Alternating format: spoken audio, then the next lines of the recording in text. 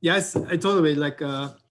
I like a lot how in last week's like discussions get, because the internet, you're much more dynamic or much quicker can talk about content. So what I take from this, like you're coming back to the idea of a school as a thought or as a movement, or really the idea of a very classical idea that you actually have, like not like a research cluster anymore, but that you it's also not, it's not a conference, it's not a symposium, but you can have a much closer proximity of, like, in a way, like pushing complementary topics.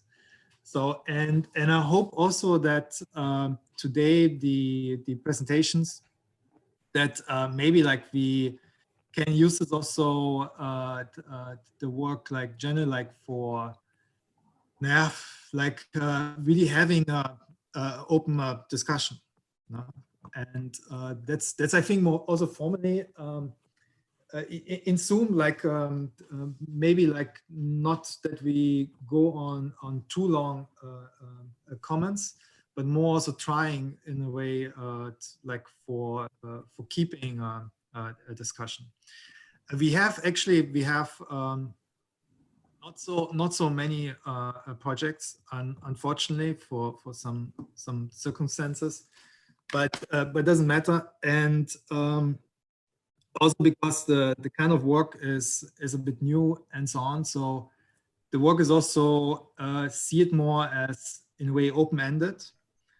I didn't demand in a way deliverables, or I didn't articulate it for each project, so that I said like, hey, this must be a project as a classical project. So it's more like thoughts that how that way continues. So as it's anyhow, and I see it also, I see it much more fair to the idea of architecture also as a complex, more like then, or the idea of a building as something complex and also interdisciplinary means that you can as an architect just do something incomplete. It means also that your work in a way stops, but doesn't stop in that what it actually at the end or what it comes. So the projects in a way is also, I was much more like, or guiding them or telling the participants that we should actually more in a way opening certain moments which are interesting, or like maybe highlighting some interesting aspects related to building. So it was also important to have more practical guideline, and having more that kind of like idea. Okay, it's thought that it's based in reality, but in a way projecting. So I completely forgot to. I'm always talking or begin smoothly to talk. A bit like to have a few slides, just that you understand the background when you see like the presentations starting. What I started like with is kind of a bit like polemic, the course, that you today say that everything in a way is like disrupting our world. And now you have even like agriculture, like completely provoking architecture. So you have this kind of completely, everything turns into high tech and changes our world. But the only thing which doesn't change is architecture. No? So we had this like before, like this was actually with Jordi together, this discussion that when you see the origin of when we like cities, or you start to do cities, that had very much to do with the idea actually of agriculture. So when you began to actually to cultivate or to begin, again, multitasking, I'm letting in more guests, then you begin to make actually city. So it has also to do like, you begin in a way to cultivate nature, whatever that means. So we know we need different approaches, but also that with this kind of disruptive technologies, maybe in itself, much more radical things might be possible. So for me, it's also when you look then to those ancient cities, so also architecture, when you see like a temple or something, was in the first way, was like a container. That was in the first phase something where you store in a way the corn, where you begin to document, to trace, and so on. And this is still like today, like when we compute, everything in a way contains. Everything in a way is just like as a form which has like, I don't know, some kind of function containing.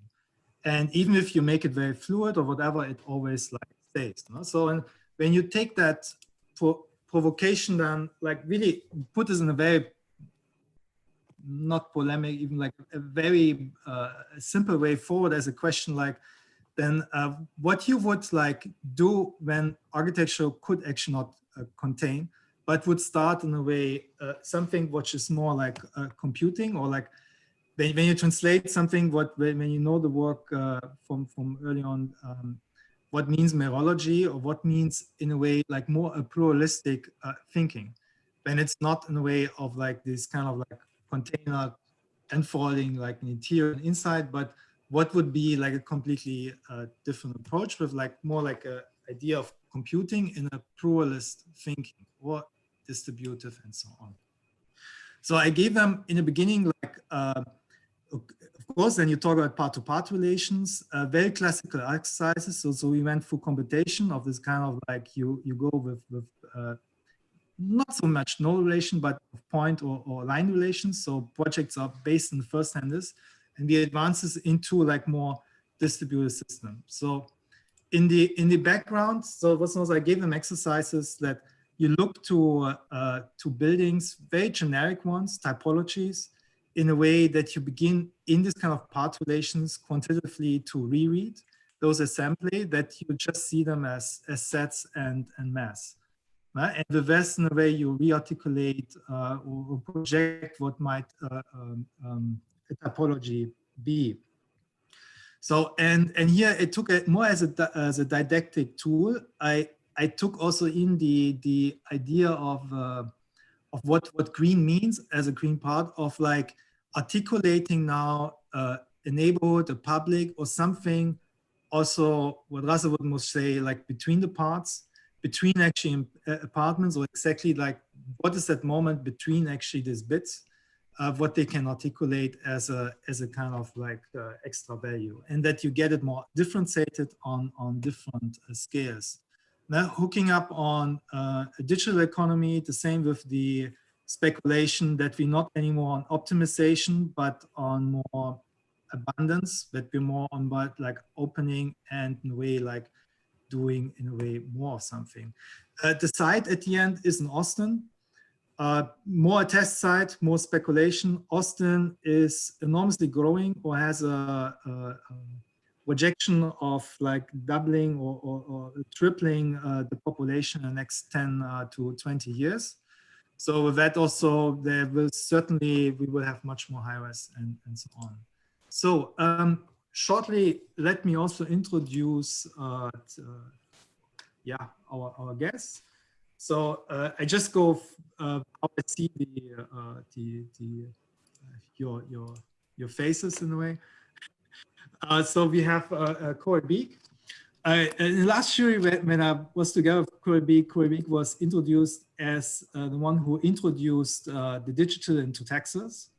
So Corey is, no, but Corey is since a long time here in Austin, and now associate professor, and yeah, here at our school.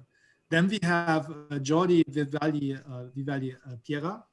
I would, Jordi always say, like, is a true merologist, or like it's certainly someone who had the most deep like philosophical discussions on actually such topics.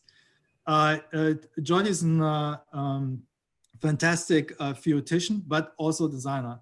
He works at IAC in Barcelona in relation to urban design, but also urban theory.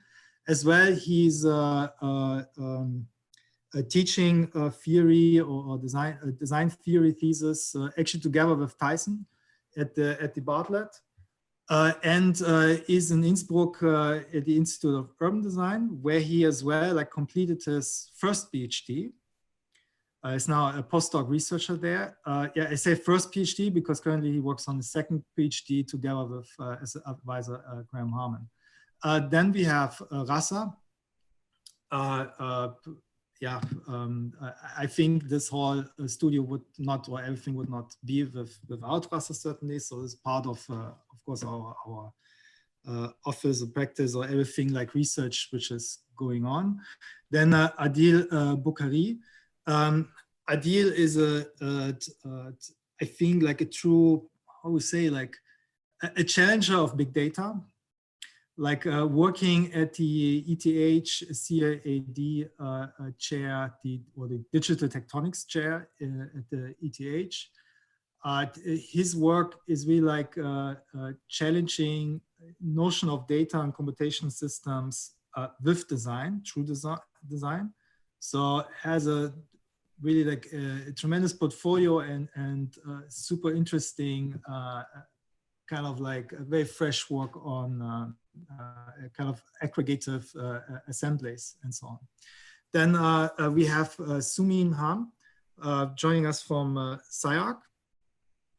Sumin is, I guess everyone knows her work from the last Tallinn Biennale, the steampunk pavilion, like a blast in a way, like what you can actually build. I think the first work which we like were using on larger scale augmented realities in relation to fabrication and assembly. Sumin, but has also a practice, a very interesting one at first because it's more on larger scales, more like really trying to make buildings as buildings. And there's also a practice which is internationally networked. So like, as I understand, with partners in London, Korea, China, or like really like completely spread over the globe. Then Tyson Hosmer. Actually, Tyson was just a few months ago in Austin, picking up the Acadia Best Paper Award. I think his work like leading in way like agent-based modeling in relation to machine learning, or like really pushing artificial intelligence in that field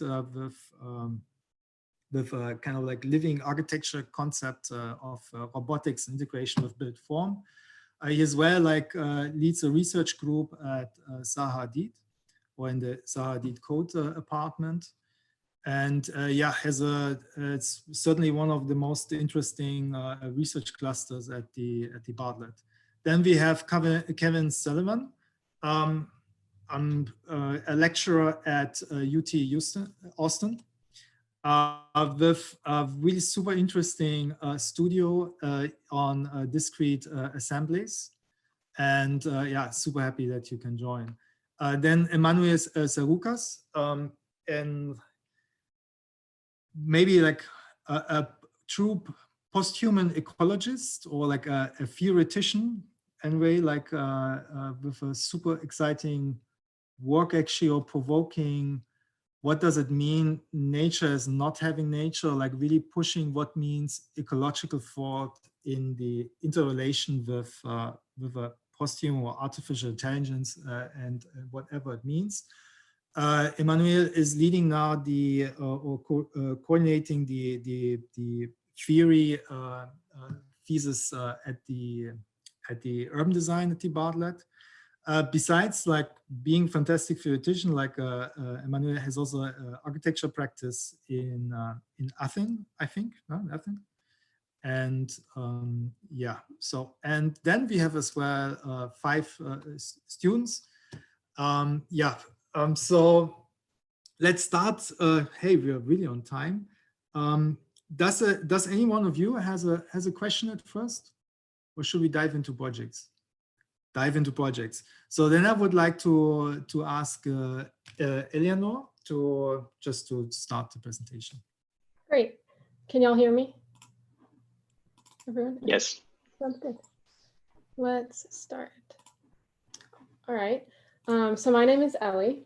Thank you all for coming. I know it's going to be kind of late on Friday night for some people, so we're really interested to hear what everyone has to say. So what if a park was a building? What if we could live in an open environment with all of these plants growing everywhere and fruitful with crops? How would we integrate these plants into such a building? The way to do this is with hydroponics. Hydroponics does not have to use soil. It uses much less space, much less water, much less labor, increased production and control.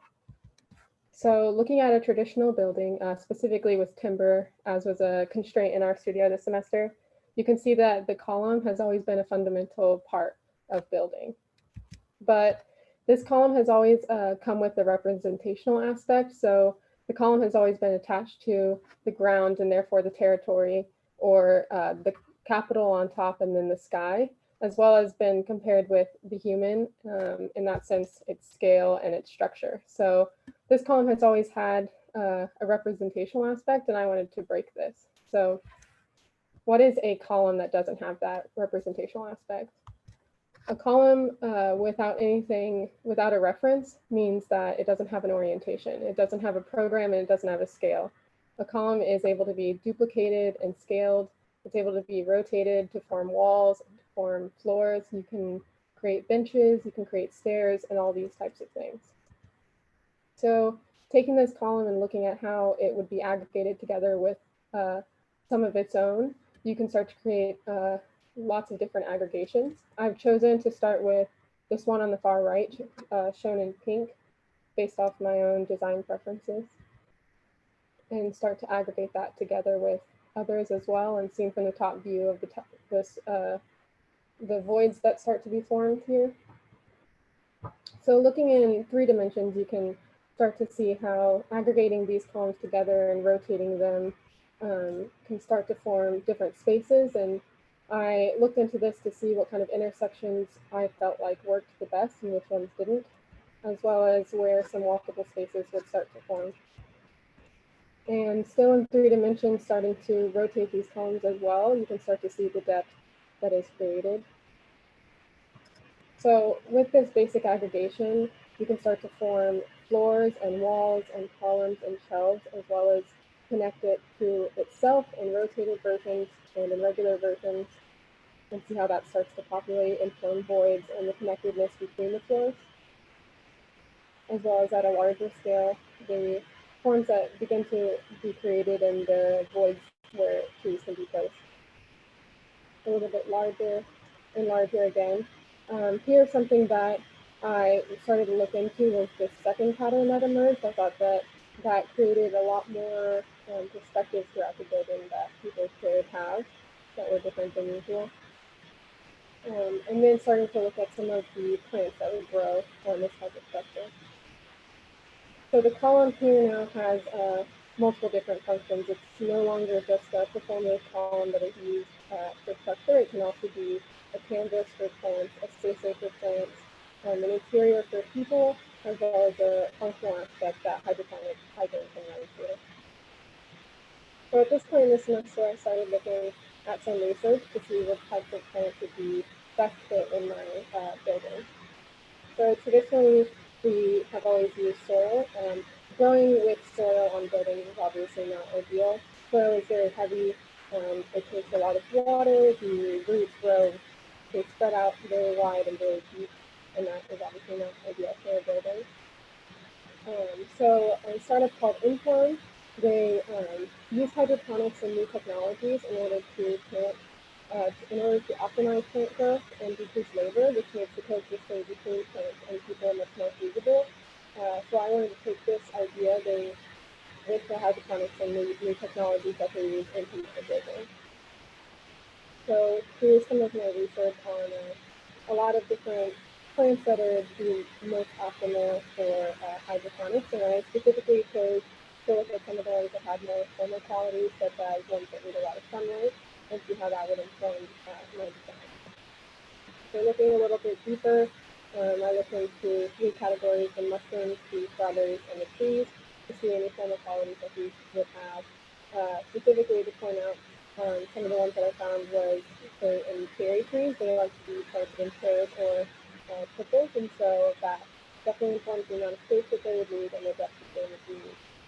in the structure. So these are some of my first forms, and I specifically designed these in relation to the plants and what the plants would need. And a few more of them here.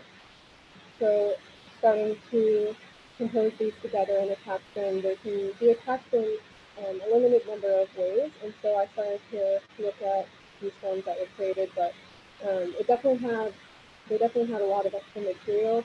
And so for me, I didn't like that. I felt like that was a little bit wasteful. And I think that that comes from me designing these individual parts to be more self-sufficient. So that when they were combined together, it wasn't really clear. So I decided to extend and simplify this scale function so that it would be a little bit more scaled out. And so with that emerged these 4 parts. So these come from the simple column of different elements that has just been scaled, rotated, and duplicated. Here they're shown each with 2 views specifically, so you can see some of them have a very different back than front, if you can see it that way. They don't technically have an orientation, but just so that you can see more than one side. And starting to bring those together. This is a first composition of 6 different parts. So as I said before, they can only be linked in a certain number of ways. And so this one's a little bit more self-contained. You can start to see the back is a little bit more closed off from the different parts that I use, as well as the jumping pattern I made this year and the beginnings of that component. This is another composition that I made here. This one is not made to be nearly as self-sufficient. This one is thought of to connect to other parts.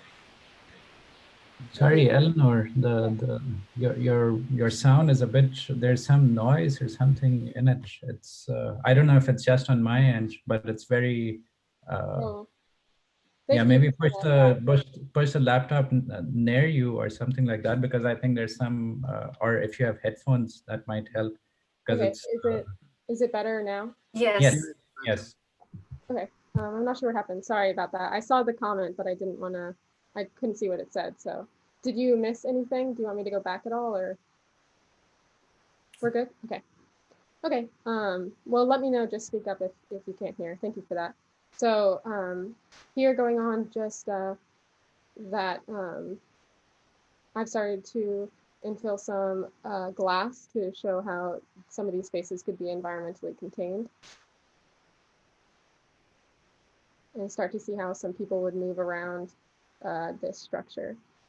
So the darker timber is some of the human-oriented programs that I have indicated here. So that would be anything that encloses stairs or an elevator, as well as some of these spaces I envision would house bathrooms or utility spaces.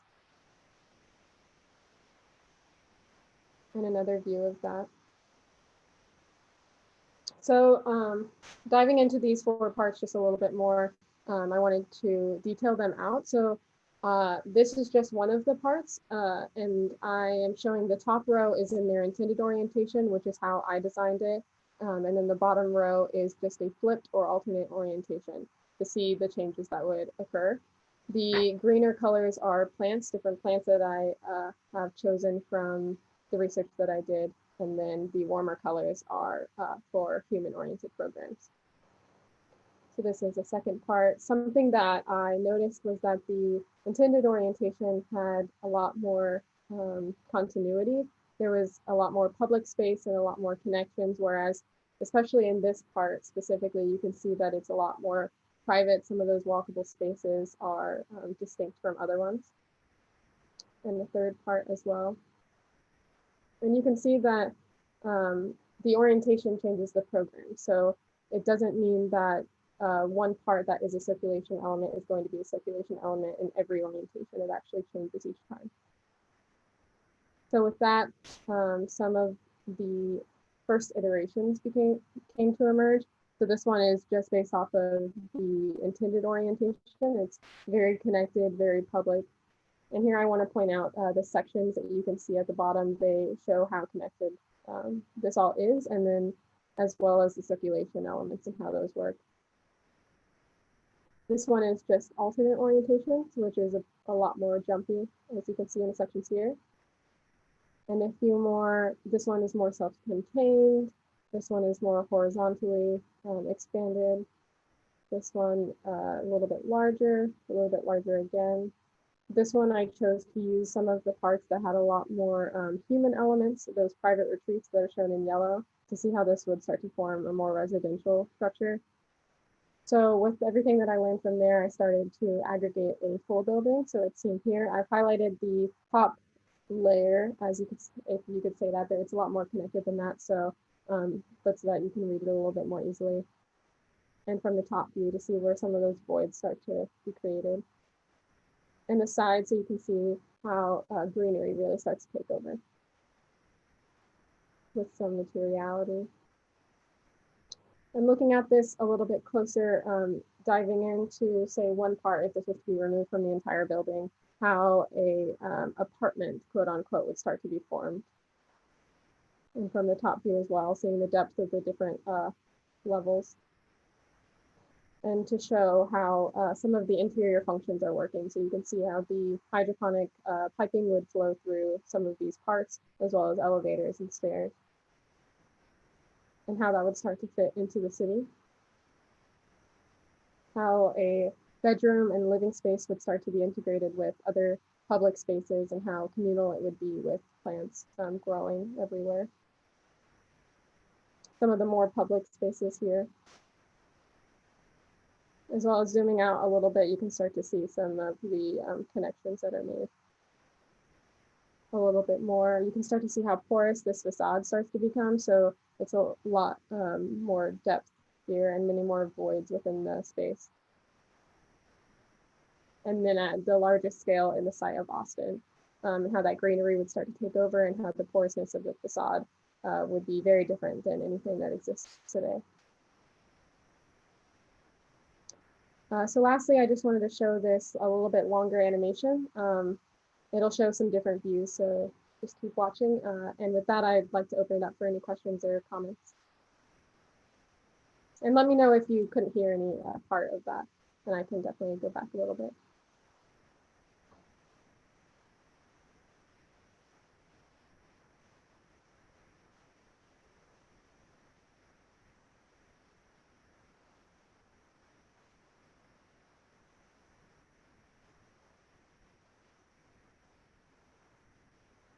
Maybe I'll just jump in. I think it's a really nice project, and I think a lot of the animation is really clear, and it's really interesting. It produces a really nice set of spaces. I think one thing I might kind of, I don't know, not argue, but kind of find disagreement in is the initial premise where it's based on the column. I think as soon as you remove the notion of column and create a kind of post-human container around it, I don't think that the discussion about column becomes really relevant anymore. I think what's more interesting maybe is looking at the idea of material production and timber. Like you have dimensional lumber, that dimensional lumber accumulates according to different strategies and different kind of methods of attachment.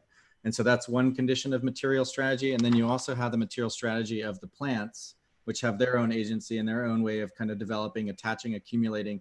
And to me, your project really is about a synthesis of those two material strategies. How do they come together? How does timber dimensional production come together with natural kind of growth processes, and then create this fused environment in which the human then operates and participates within. So the column discussion to me kind of goes by the wayside. And I'm really interested in that kind of combination of those two very different agencies coming together.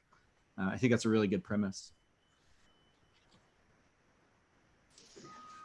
I agree with Corey's comment that the column no longer matters. Let's say in the larger discussion for me as the most important point. But I actually really enjoy the fact that that's where you started. You start from this very simple part that can then become, let's say, more complex. But I'm kind of most interested in this in relation to the kind of larger goal, as I understand, of the studio. So this kind of the notion of the Paperclip studio is a kind of provocation, I suppose, about this notion of AI, and as it tries to optimize for something, or as it tries to improve itself,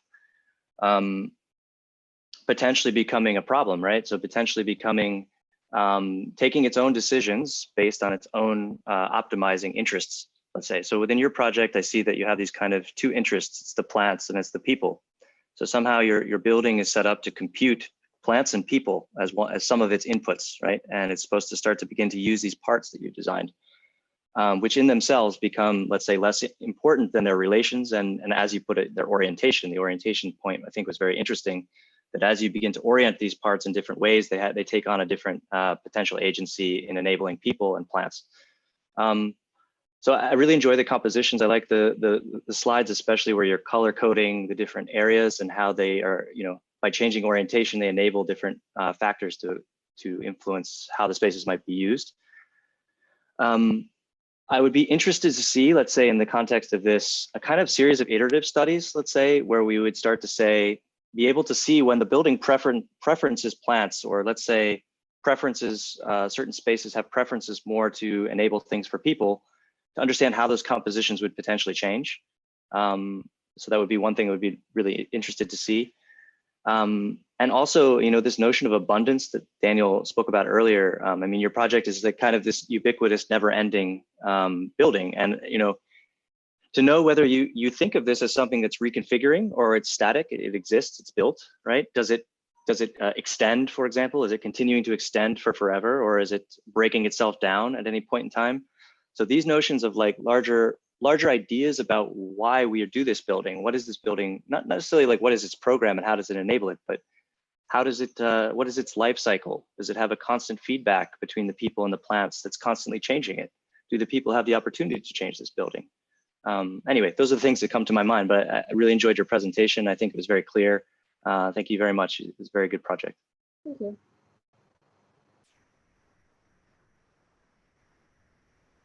Okay, I can jump in. Eleanor, thank you very much for your presentation. It was great. I'm really amazed from what I see now on the screen. But I will actually will agree with the previous comments, and my point will be how you portray human and non-human entities like human and plants. And although you have this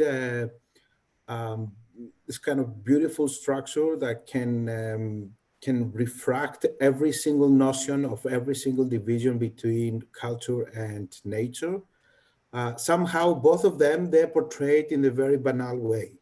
I mean, I can see now the little kindergarten things. And this kind of a spatial arrangement should actually provoke you to think differently, both the distribution of humans and both the distribution of plants in a way that doesn't actually require a human to make a distinction between what is a plant nature or building and nature or building and plant, and therefore to allow these two systems to interact from their own agencies and try to kind of suggest, and for me that's kind of the speculative aspect of this, suggest not only new ways of planting and farming, but actually new ways of inhabiting space, both for plants and humans, and possible new relations. And I think this is kind of the interesting thing when AI or the Paperclip takes its own agency and start kind of creating this almost this world that is not for us, but we're trying to figure out how we can make it for us with new categories and new typologies. And I think you have everything in front of you. It's a matter of, instead of applying categories of already known categories, to try to invent new categories, both in spatial terms and both in and planning or farming terms. The tree, for example, and this kind of little pods that host the plants almost kind of reduce the capacities of what you have at your hand. So I would suggest to be brave and question what we already know about that distinction. But well done anyway. Yeah, I'll just maybe step in from here. Thanks for the great project. yeah, it's really impressive. You have, yeah, it's a full-on project, which is a difficult thing to do in any case. But I'm just, yeah, I want to pick up on this earlier comment, because I think it might be more important to think of these kind of relationships that you're talking about, different kinds of intelligences versus human intelligences, and how do we design with them. I think this should be involved within how we work rather than illustrated within a project. Do you see the angle that I'm trying to push? Because yeah, what's happening in this particular project, the way I see it, is that you are producing caricatures, yeah, as was said earlier as well, right? Producing caricatures of human intelligence and caricatures of plant behavior as well. And then you put that up as your model of how to construct your architecture. I would say perhaps a better way to do it is to involve it before you model these behaviors, to actually let them interact. I mean, this would be another technical apparatus altogether. But still, I think that would be helpful to kind of step out, yeah, step out of the illustration of these things and being operative with it. Secondly, on the other side, I was wondering, what is your take on the whole in general? I think this would probably be an angle in the whole studio, knowing Daniel. But how do you see that? Because that's the only place where I can see some semblance of a column emerging, you know, because it is an iconic structure, right? You see it clearly differentiated within the skyline of Austin. How do you see that? Is it supposed to? I think Tyson asked this question as well. How does it grow over time? Is it supposed to stay like that? Is it? Yeah, so how does the whole, what is the face of the project? That's what I'm trying to ask you. How would you think of that? Right. You mean like the whole here, like in the site, and how that's... Yeah. So the whole versus the because you're always showing the project in these yeah, kind of stripped off parts, many parts. And then how do you grasp the whole, and how do you think it faces the city? Yeah, that's something Daniel and I actually talked about.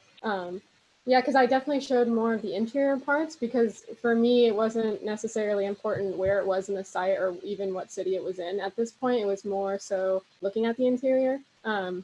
So yeah, to pick this site in downtown Austin, also just looking at how different it looks from the rest of downtown Austin is something, yeah. That's definitely something I thought about.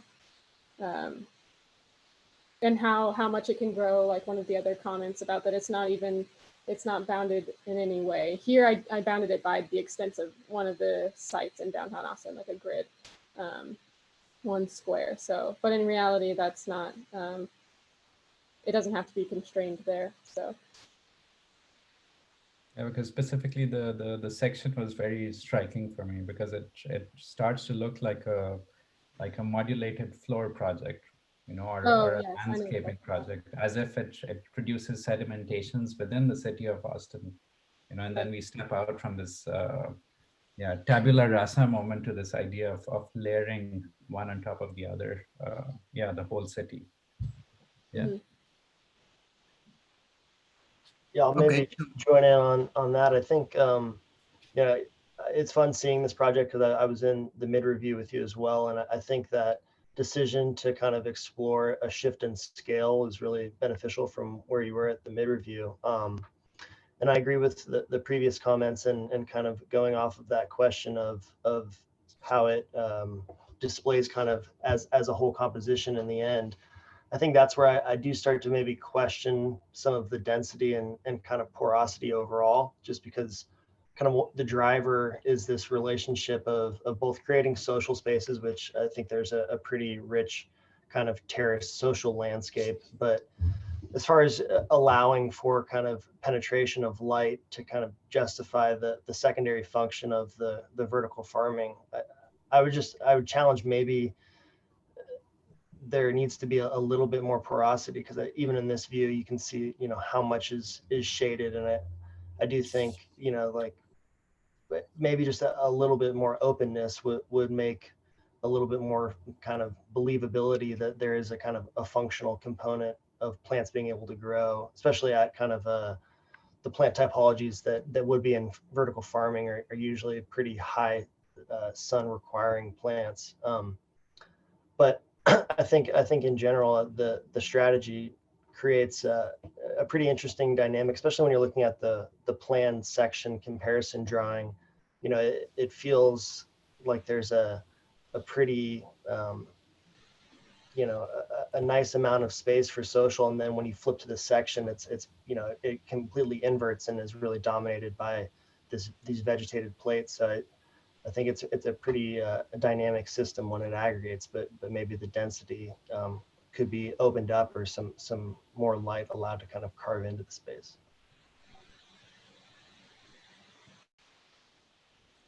Okay, so I would jump here. I would say that probably I think that the aim of the exercise has to do a lot with how to combine this formal meteorological thought with the green dynamics, no? Which sort of landscape are we producing when we're mixing these two elements? And in this sense, to me, is interesting the example of the column, not that much because of its formal properties, but because it's ornamental attributes. No? So in that column that you show at the start, we can see that actually nature appears. No? It appears nature as a sort of symbolic entity, as a sort of figurational drawing, that is on the column, which means that nature was understood in that moment in a particular manner, no, in a sort of mother nature, in a sort of Eden garden nature, and it seems that the nature you would like here to emphasize, it's not anymore that particular nature, no. So it is a nature that is supposed to be performative, that is supposed to be operative, that is supposed to be productive, and probably what of course, beside the presentation is the great presentation, I think is very clear, and the formal richness that you have achieved is also quite impressive. What I would add here in this aim of joining a certain morphology and a certain green dynamics is that when we are trying to connect this new approach of greenery, of nature, with these particular forms, it seems that both are interacting more in a contiguous manner rather than in a continuous manner. No? So it seems that one is beside the other, no? Or touching the other, sharing the limit one beside the other one, rather than being deeply entangled. No? In this sense, probably what it would be interesting to see is what is this greenery producing, not just its existence and the spatial requirements that it demands for its existence, but it is producing food, it is probably producing resources. No? So how all this production can be retrofitted and incorporated in the building itself, no? in its operativity. And I think that to take into account these aspects would help you to have an approach to nature, an architectural approach to nature, which is far away from the nature that appears in those columns as a sort of figurational, which I think that now you are not that far away from that, but a nature that is really entangled with the other species that is inhabiting the building, which is the human being. No? So in this sense, I would try to emphasize a more dirty approach to nature, no? A nature which is way more dirtier than the one that, of course, than the one that we have seen in the column in the temple, but that is also dirtier than the one that we are seeing in these spaces. And it's dirtier precisely because it's operative, because it's producing stuff, and because it's being entangled with the human being in a continuous manner rather than in a contiguous manner. No? So that's the thing, that's the reflection I would add here. Of course, leaving beside the obvious comments of the incredible formal and spatial richness that you have achieved here, and the clarity of your presentation. So thanks for that. Thank you. Well, I will add just a few words. I totally agree with the previous comments. It's a very well produced project, beautiful renders and beautiful diagrams. Congratulations. I totally agree that the position of the column is kind of unnecessary, and I wish you probably just get rid of the few slides in the beginning, especially the one you're showing here. As the column is a very specific word, it's essential because it's structural, and once you kind of flip it and like make it a hollow, it becomes an unessential element. So it's becoming more like a vertical element, especially when you rotate it and it becomes a beam. So I think like it's really unnecessary to have this argument anyways. Another thing is that I'm also kind of repeating some of the comments, but I think as hydroponics are very specific, there are like very specific mechanics of this kind of farming. I wish your project could have been really contributed by to this agenda by really seriously looking at the mechanics and the system of how it works, how the water system works, for example, or at least how the spatial kind of arrangement works within this kind of programs. Yeah, and it's very clear in your diagrams how the green elements and the pink elements are kind of separated, but actually if you see your renders, apart from some attached greeneries, vegetation, you cannot really see which elements are for what. So therefore, I think the detailing and the mechanics are not really seriously studied. If even in your first kind of conceptual image when you're showing hydroponics as a title page, there was a lot of pipes going on, plastic PVC pipes, and then there were a lot of vegetation growing on top of it. And it kind of reflects the kind of behind the mechanics of certain type of farming. And it's very, very specific. And it's not that difficult to learn, even from like, I was just really searching very quickly, and even they really look differently from what you are showing here. They more in your renders, the gardening looks a little bit more like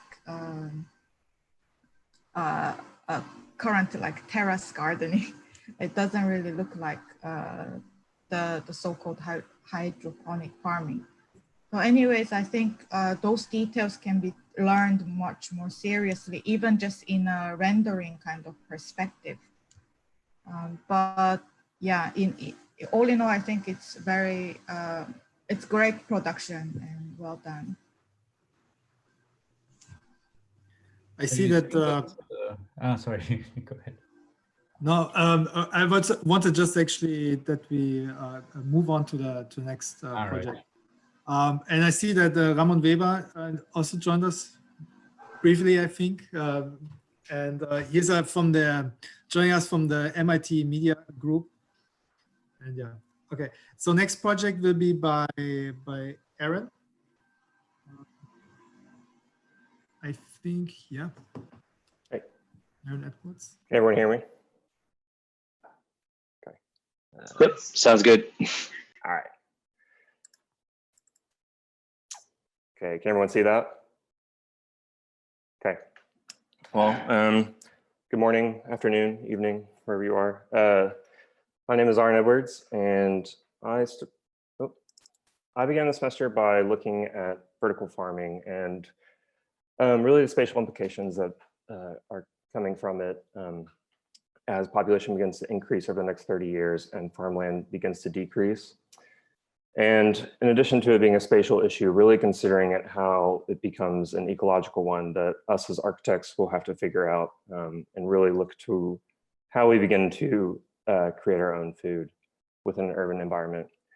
And there's already been kind of like effort to make this happen, but it's been a more romantic view of it. I'm really considering urban farming as a tower that is full of agriculture within a city center. But when it comes down to it, the biggest disadvantage or the biggest argument against vertical farming is an economic one. And that comes with looking at how cheap farmland is compared to that of urban land, and how much more of a net return there can be when these urban spaces are occupied by people rather than agriculture. So I really wanted to address this question of how not only do we begin to integrate these vertical farming techniques into the urban, I guess, strategy, but also look at how does this begin to improve the quality of life. So I started by looking at a company called Koehler Farms, and they focus on autonomous vertical farming. And I was really interested in them, not only for that, but also because they also give farmers ownership over the agriculture, which allows them to progress economically as technology begins to advance as well. And beyond the ecological pursuit of the project, looking at timber constraints and beginning to see where these sorts of vertical farming elements and transactional spaces occur within these constraints. And seeing from there, kind of breaking it up into 3 different spatial elements, being the garden, the machine, and the person. And within those constraints, addressing the farmer and the machine as a core type element, and the consumer or the inhabitant as the CLT panel. So when I first started looking at the core, I thought about it as something that occupies a mechanical process, and begin to question, why can't this mechanical process be replaced by one that is more of an autonomous process, such as the farming shown at Koehler Farms? And so these are just some studies that kind of show how these spaces begin to form around these agricultural cores and how the cores begin to interact with one another. But when thinking about the actual feasibility of this, I thought there's going to have to be a lot of core spaces in order for there to actually be enough food, not only for a building, but for transactions to occur potentially outside of the building as well.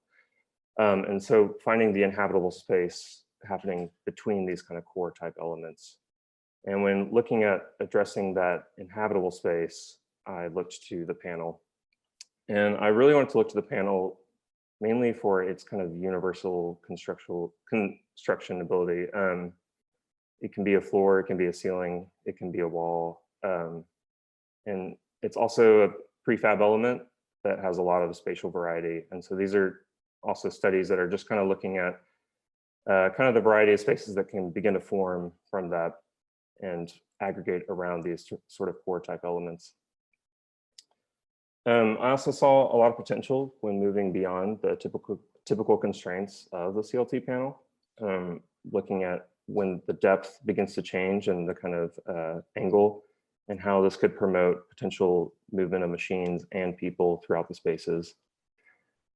But moving from there, looking at taking these studies and adapting it into something that was more computational, I wanted to also think about 2 aspects, being affordability and adaptability, when kind of bringing this consumer element and this farmer element into one inhabitable space. So I began by considering both as a prefab element, not only the CLT panel, but also the core. Looking at the core as more of a module type space and being easily constructed, easily stacked. And then the CLT panel, again, for its kind of universal nature and spatial variability that arises from it.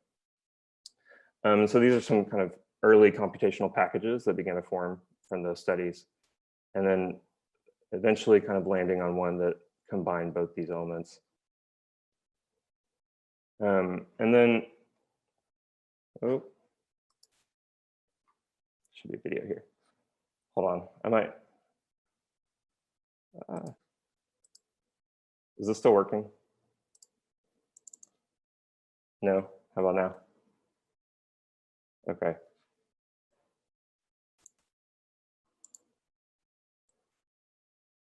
Okay. You can also change on your screen to enable optimized for video. That might help a little bit less glitchy. Okay. Is it showing up now? Yes. Yes, it sort of stopped moving, but we see that there was something that started to move. Okay, hold on one second.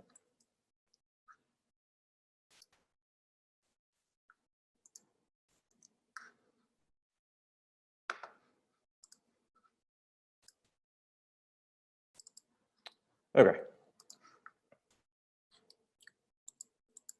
So taking these kind of core or module type elements and then beginning to learn how they could stack and create new spatial varieties or variabilities was important for me in this process.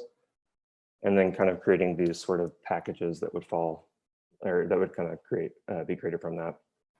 Moving beyond those kind of smaller spatial elements, I wanted to look at larger elements and how this began to work in an urban strategy as well. Which you can see here, and kind of understanding not only kind of the immediate spatial implications, but those that were created within like the neighboring spaces as well. And so these kind of were some studies that arose from that.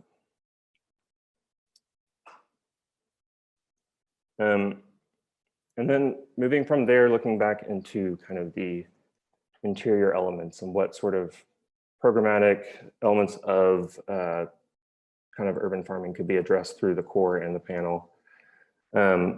Imagining this kind of core as an inhabitable space, one that served for farming and habitation, one that served for mainly vertical farming, and one that served for more horizontal type farming and circulation. And then seeing how these kind of interacted with one another. And through those kind of studies, I began to see that the kind of the void space that, or thickness that a core kind of creates could also be addressed by stacking these panels. And when stacking these panels, you get a thickness and a void, but you also maintain a human scale as shown here. And so when developing these interiors, I really wanted to consider thinking about how these thicknesses begin to aggregate and create a continuous movement for the machines to move through these spaces, as well as the people. And then as these aggregate, this kind of creates more of a continuous movement among spaces. And then eventually kind of adding more spatial elements to blur the kind of private and public zones created here. And then here is another look at kind of how one begins to move through these public to private spaces. Yeah.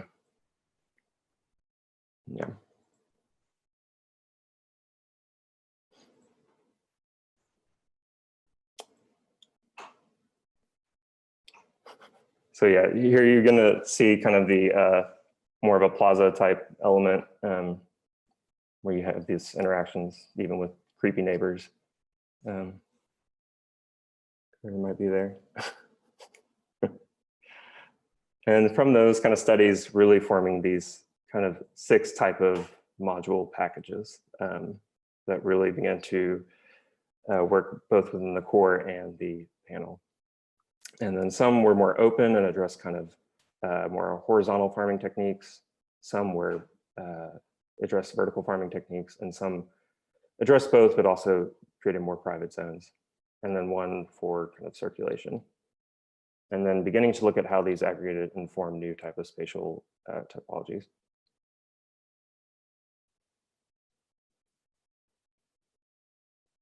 And so when finally looking back and kind of considering a site, I wanted to think about the economic aspect of this and why it hasn't happened. And so I wanted to begin to occupy these kind of urban dead zones that don't really generate a lot of money to begin with, but then also considering now that they can be inhabited not only by people, but also by agriculture, what kind of net return they begin to create. And so looking back at these kind of larger spatial arrangements and considering, okay, what kind of urban conditions do these begin to fall in? And so first, really just looking at the connections of the spaces and this being kind of a market typology that would fall in an urban corridor, and considering like the spatial variability that comes from that, and kind of the interior elements as well.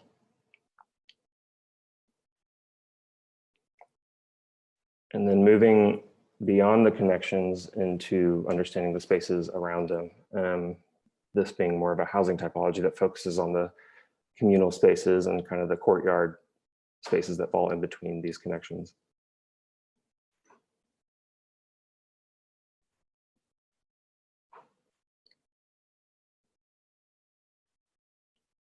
And then rather than focusing on the spaces working around the courtyards, imagining the building as one with kind of a plaza occupying a parking lot space here.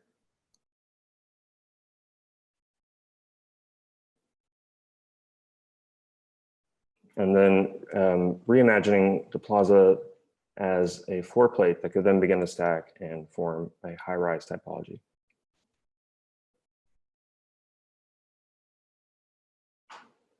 And then we finally are going to see how the farming interacts with the people as these core spaces begin to form around these more inhabitable spaces. And I think that's it. So I'm going to open this up for questions, and I'll show a video that will loop while you all talk.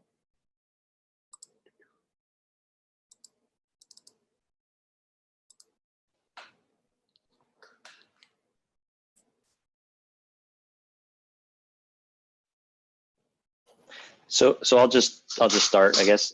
So I really enjoyed your presentation. Thank you very much. I think the sophistication of the imagery and the development and also the kind of logic behind how you've developed the project was quite clear.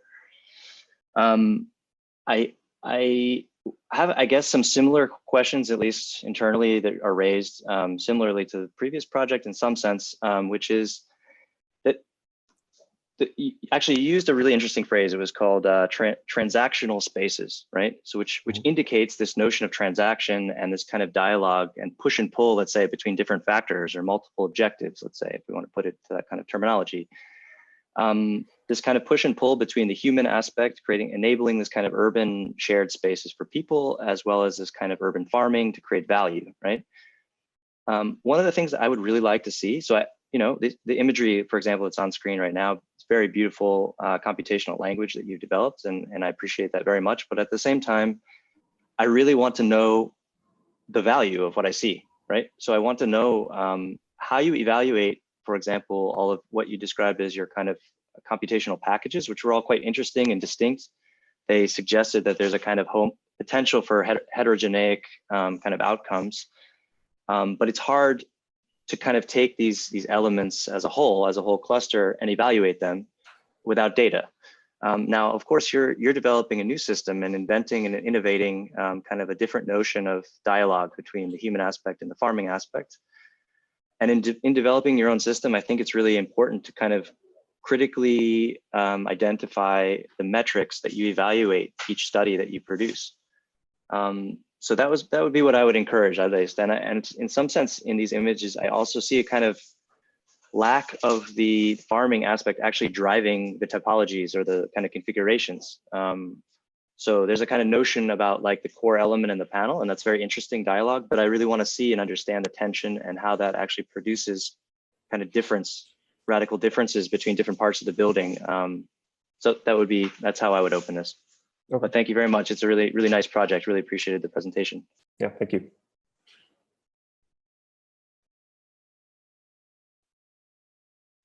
Okay, well, I'll jump in after that. I think really beautiful project, Aaron, very great job. I think the diagrams are really wonderful. It got me thinking about Texas. Texas is a really interesting place in that it's one of the biggest states with the most territory that's not developed, but it's also one of the states where you can use the land the least as a public citizen. So if you go to Colorado, you go to New Mexico, California, basically any state with federal land that's open for the public, you can climb in the mountains, you can go into the territory. Texas is actually just a bunch of linear roads, and it's very hard to break from those pathways. There's very little territory that you can occupy as a public citizen. And I think it's really unfortunate. And I think what's interesting is your sort of argument is that you can remove that necessity to depend on that farmland and therefore open it up to the public by offering this kind of more condensed vertical farming.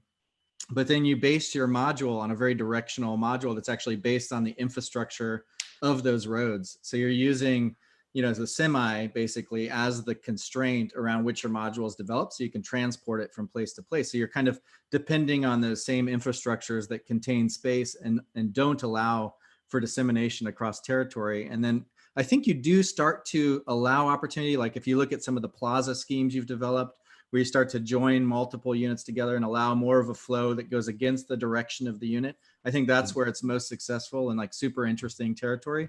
But I'd agree with Tyson. I think what it requires then is a more maybe precise articulation of the vertical farming within your unit, and how does that vertical nature allow it to compact itself into a territory and then allow an expansion of circulation so that you don't have so many corridor conditions, you don't have so much directionality within the circulation. But I think it's a really interesting question when you think of the cultural kind of or infrastructural conditions of this particular state we're in. I know this maybe is not particular to Texas, but it is a really interesting kind of problem within Texas where you have wide open territory that's totally unusable.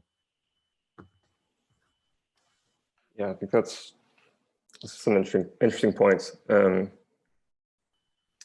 Yeah, I would say I really was thinking about kind of more when thinking about the, you mentioned like the truck element, more the prefab nature of it and kind of making this a really the economic side of it, considering it as like an affordable pursuit. And I figured for this to work, it would have to be something that could happen anywhere and everywhere within a city. So really occupying those, thinking about how easily it could be constructed, how affordably it could be constructed, and then occupying those kind of more affordable zones within a city as well. If I just add one quick question, then, are you looking at this as like a near future scenario, a like very distant future scenario? I think it's interesting to speculate on what the infrastructure might be at that given time. That's a good question. I was thinking more nearer future, probably not, right away, but within the next 10, 15 years, potentially, but Can we please keep in mind that this is a 3 months project of a single student, which never before with any kind of Unity and so on, or any kind of competition. Oh yeah, but this is Aaron's second pass. I mean, like, and Aaron ends up with actually proposing typology. So he showed you now, I don't know how many different building proposals, not only one. I would like to say something. At first, what I am interested in your project, which gives me personally the impression, seeing your work, how you reach the relationship between the machines, could be like a character of machines in terms of like robotics, like trajectories of something which is perhaps might be needed for production or supply, like these kind of movements of these elements in terms of aligned, or like gives me like trajectories to rethink that the supply or like enjoyable part for human and the plant distribution gives me a lot of ideas where this relationship to combine the plants, searching for aesthetics, what kind of spaces it could affect, and also bringing like open creatures like a market, which is not two-dimensional but three-dimensional. I really enjoyed your specific interest to create these realistic views where I could sit, go through, walk, or maybe get a product out of there and buy it. Or maybe I would collect these herbs or of tomatoes or something by myself, like in a three-dimensional garden. And this is for me like a future speculation. And I really appreciate that the ecological aspect bringing into the city, and even we can fill very small gaps, like those areas which, let's say, it needs reactivation. So I feel that like it's very diverse in its own ability to be attached to the city, or between spaces or gaps, or even transforming existing building step by step into that. Like for a future, we really need new types of economy and new types of models of job opportunities. And I think this kind of little interiorities you bring for large scale and small scale, I see it as a very beautiful output to be. I understand your proposal in Austin and showing it as in a catalog, but I also think I like especially the openness, which in Austin we have very different climate conditions. So for a winter it could be minus, not minus, but like temperature lows down and jumps 20 degrees. So I think these kind of glass elements, amazing to close them and have it in some areas like in different temperature differences. And when you open them, you have a ventilation effect, and that like shadow sun sequences. I enjoy that. And I think this is also where we perhaps might in the future reverse this repetitive enclosed creatures, or each floor is the same, to the opposite. And I liked your ambition to search also for a space which could be used differently, still open, like in terms of those interiorities might be turns into housing. So searching for those aesthetics to make like a different kind of economical it gives me some ideas for difficult economical models, how you could invest, how you could benefit from urban farming, and maybe you include the new job opportunities, or maybe you keep it for a machine works. So that clear trajectory, I think, for you, as I remember from the midterm, was something in relation with robotics and rails. So I kind of a little bit, I highlight that relationship, which formally and aesthetically came back into your project. Yeah, I really appreciate your aesthetics, and I think it's a wonderful project, and also kind of trying to, or like combining the tectonic articulation of the horizontal farm that has like works with sunlight, and then also the kind of more enclosed container farm. I think it's really, yeah, beautifully done. I think, I mean, from my perspective, what would be interesting, like, I'm not sure if you're aware of research, like for instance, that is done at MIT. You should take a look at Khadija Beni's work, who is like a postdoc in building technology, and she makes, creates these urban like simulation tools for urban farming. And there's a lot of like data and really good actually ways how now we can measure and predict how much crop your farm would produce in an urban setting. I can post a link in the, and it's really interesting, like also from like the farming perspective, that especially like crops like salads, who are like very easily, or like who don't have a long lifespan in which you can kind of harvest and eat them, are like really actually economically feasible, totally feasible nowadays to like be produced in a big city under some of these conditions. And I think it's really important, and also great that we now also have some more architectural intelligence to this, while like most urban farms that are at the moment kind of produced are like these very enclosed spaces that have nothing to do maybe with the urban context. And you nicely show here that it can actually be like a superb benefit for our urban environment, and also kind of almost act as a public space and public garden, and kind of combine these two functions. Yeah, so I really commend you for that.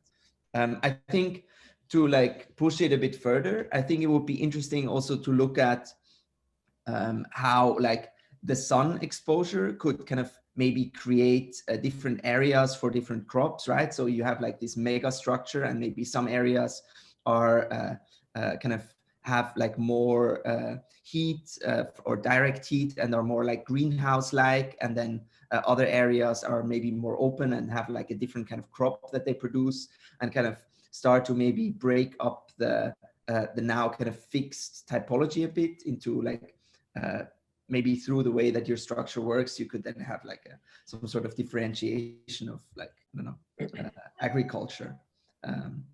But I think it's, yeah, it's really beautiful. Congratulations. Thank you. Yeah, I maybe jump. here.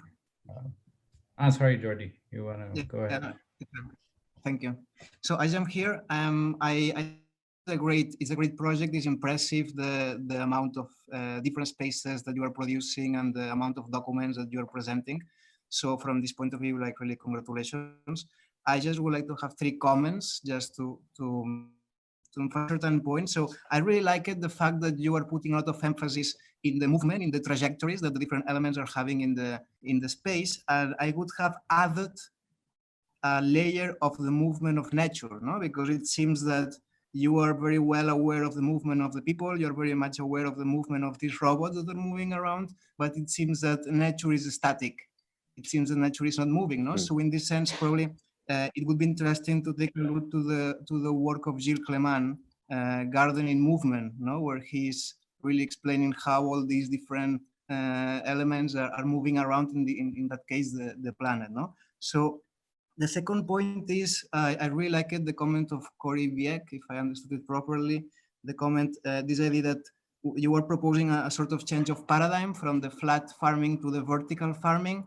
And when you are moving to the vertical farming, you are bringing with you the forms and the directionality that is, let's say, specific of the flat farming, no? So I think that here, this is a problem, but I think it's also an opportunity. And I think that to move forward, I think there is a very nice reflection to be done on this point, you know, how if these forms are obsolete, are they obsolete, or how can we reuse them again? And finally, the third point is that we are all the time speaking about farms and about farming. And my image of a farm is maybe it's outdated, but it's completely different, no? So I see more a sort of French garden when I see these images, rather than a farm or rather than a farming, no? In the sense that there's still this hyper clean, contemplative approach to nature. I would like to see the results of this farm. I would like to see what is producing this hyper condensed and compressed farming system, no? It seems that all this production is hidden somewhere. Yeah, so yeah, but besides these reflections, I think that the project is great, and the way you present the information is pretty clear. So congratulations on that. Thank you. Yeah, thanks for the great project. I think everyone agrees with that. I also kind of enjoy and admire the humor once in a while, you know, those floating people, whatever. I think that's not trivial. But yeah, I see the project as you know, it's building up on the other comments as a radical project of increasing surface area. So it goes along the lines of this either lack of space or too much space that cannot be used. And then what you end up doing is that you say, okay, there is no space for this. I increase the surface area to whatever I want it to be. But then the problem that I see in the project is that plants, or let's say the idea of farming and gardening, that is treated in the same manner as the occupation of human beings as well. And so I think this needs to be differentiated. I perhaps a radical kind of shift would be that on the plant side, you're optimizing things. Yeah? You're increasing surface area. Even in your section, you can see the minute the plants show up, you know, it's a radical increase in surface area. You keep adding surfaces upon surfaces, exposing facades upon facades to increase that. But then I think on the other side, then you have to clear up some areas for the occupation of, for the production of collectives or the congregations of us, the people. Yeah, I think, yeah, this is something I think that you could build on. And then I think what will also shift, one kind of articulation could be to think of different scales of articulation in terms of plants and in or spaces that are occupiable, because that has to change. That's for sure a thing that needs to be taken differently, because right now it's very uniform. I mean, not to take away the quality of the project, but I think these are the areas where it can be pushed. Okay. And then I'm thinking this angle on nature. I would really love it. I mean, okay, that's me. Huh? You've seen the pictures of the cubic watermelons. Existing in China that you can just stack up however you want, doesn't matter. Really, you say how it is, and that's how it should be. And this is, I think, the promise of these technologies that we're using right now. That you tell it what it should be, and then you don't need to model their behavior because this can be found, but then you need to construct a story about what you want it to be, and then you just implement it. So it's almost, and then we're in the economy of abundance, because then we have to construct the ethics around it, rather than the difference between profit and loss, something like that. Okay, Aaron, thank you very much for your presentation. It was great. I think most of the things have been covered. I want to point it out in two things.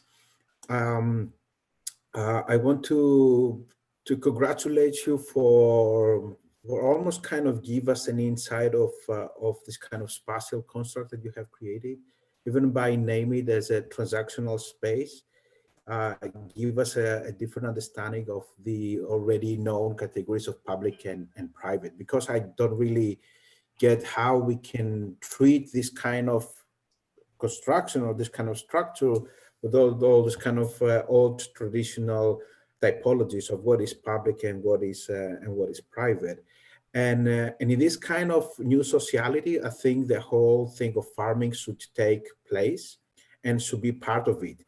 And this is this leads me to my second point, because I'm kind of I don't have a clear idea now, because I don't know if this is a vertical farming or a local distributed multiplied local farming type of Williamsboro on our roof gardens, right, on our roofs, where we can actually go out and cultivate our little tomatoes and little onions, and so we can source ourselves in a daily basis.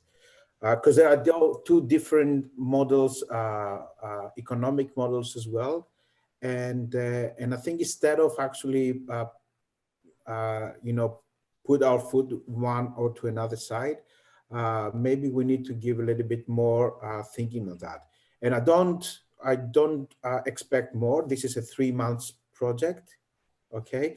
But it kind of gives you now the opportunity to start thinking, instead of actually going to the very controlled vertical farming, which is a very controlled environment, and the local farming in a Williamsboro, New York type, what kind of scenario you can propose that it is valid within the sociality of this structure, both between human and non-human entities.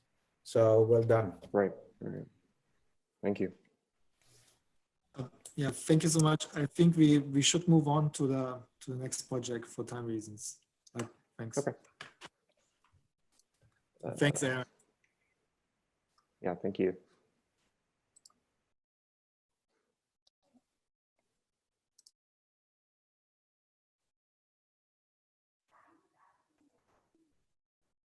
Are y'all able to see that?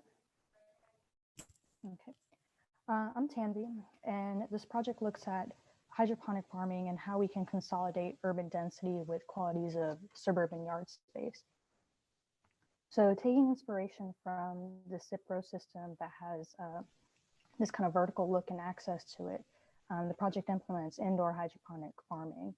And one of the byproducts of hydroponic farming is algae, which can be used as a source of fuel or heat, because you need to flush out the hydroponic system every now and then to kind of prevent algae buildup. And so that byproduct can be used for something else. And when we look at a typical mass timber building, we can see that hydroponic farming can be implemented in a variety of different scales. So on a large scale and 1,000:1 scale, it could be used commercially, where food could be grown on site and then cultivated there and used in restaurants or markets within the building. And then algae facades could take place, and those kind of reactive facades could become helpful in the whole overall building system, making the building more energy efficient or even self-sufficient in a way. And stepping down a scale, these kind of farming systems could be used to organize interior spaces. And this could kind of give rise to communal kitchens within residential settings, where these kind of kitchens and farming systems could be scattered throughout the building for residents to use. And on a one-to-one scale, there could be a system located in everyone's unit so that everyone could potentially grow and cook their own food. So taking all these aspects and activities in mind, a set of parts were created. And what resulted was 4 types of parts: interior parts, facade parts, circulation public parts, and a core element. So this kind of maps out the evolution of the different parts. So we have 3 sets of interior parts, one that has kind of like these interior farming systems as partitions, and 2 more semi-enclosed spaces. And then for facade parts, we have an algae facade and more of like a balcony condition or a regular window condition. And for the circulation and public parts, we have parts that either have park or growing spaces on them. And a core element with the service shaft, a stair, and some more green space. So these parts all attach and combine differently depending on their function. So the facade elements are the ones that attach vertically, whereas the other interior and park spaces attach on the horizontal plane. And the core is the one that attaches in both directions.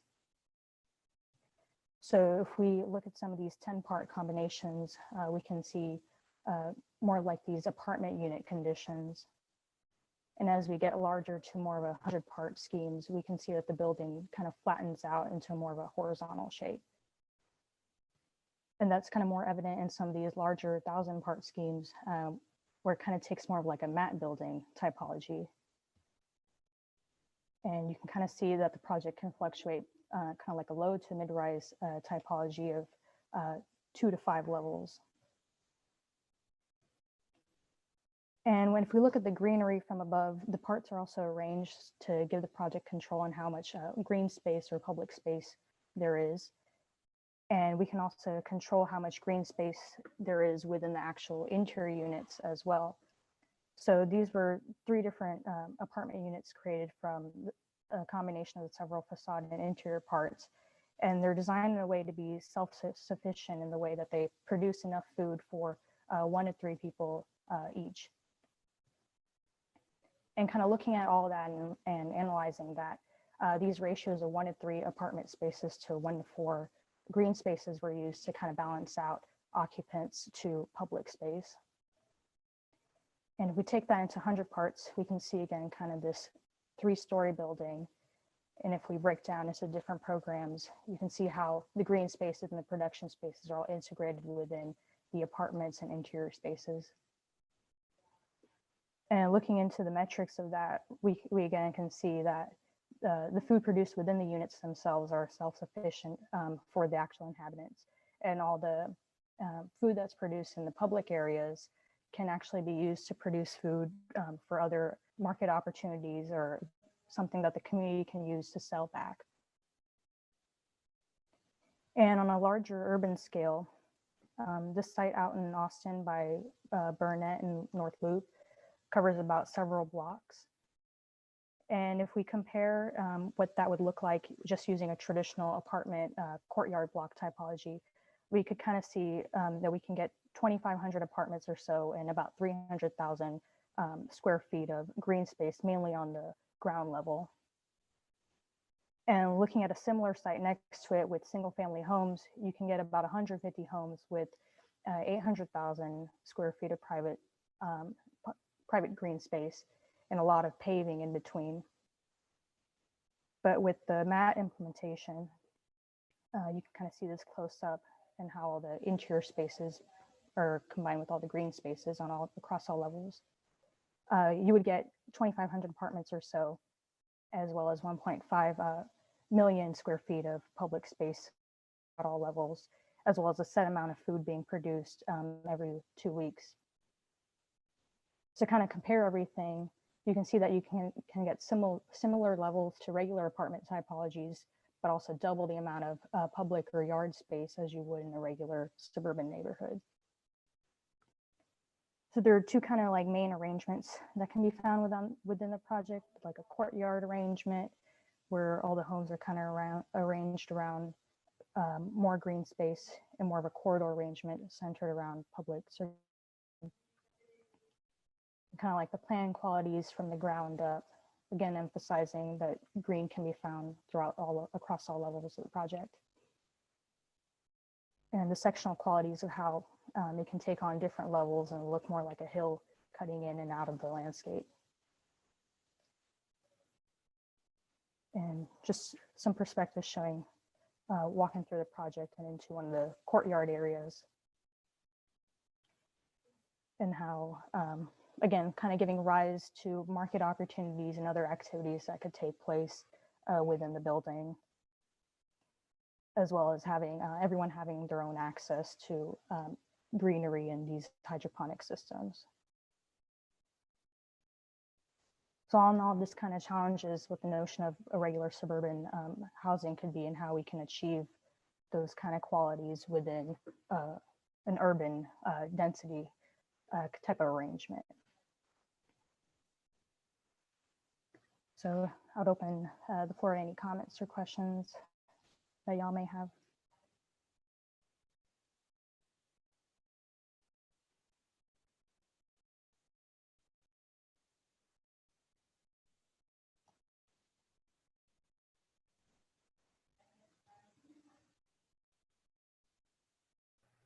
Okay, I will jump in. Tanvi, can you hear me? Yes.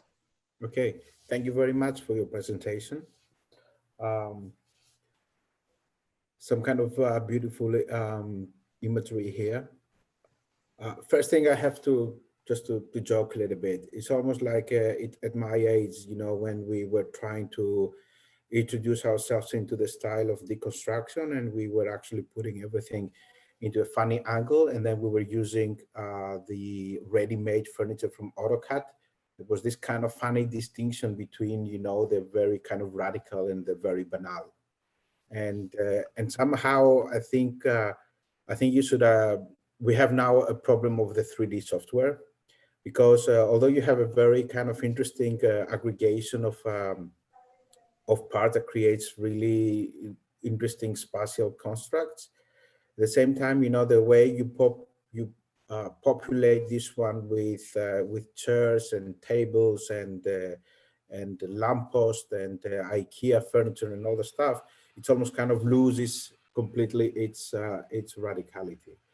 That was the one thing that a kind of immediate reaction when you see projects like this. Even the fact that you frame, you know, the whole actual thing within a normal block or piece of land, that it is actually demarcated, it almost defies the power and the strength of your project and of your thinking and technique. I would have to say. Now here we have almost kind of similar issues of how this algae and the vegetation and all the greenery it occupies and is being populated on your structure.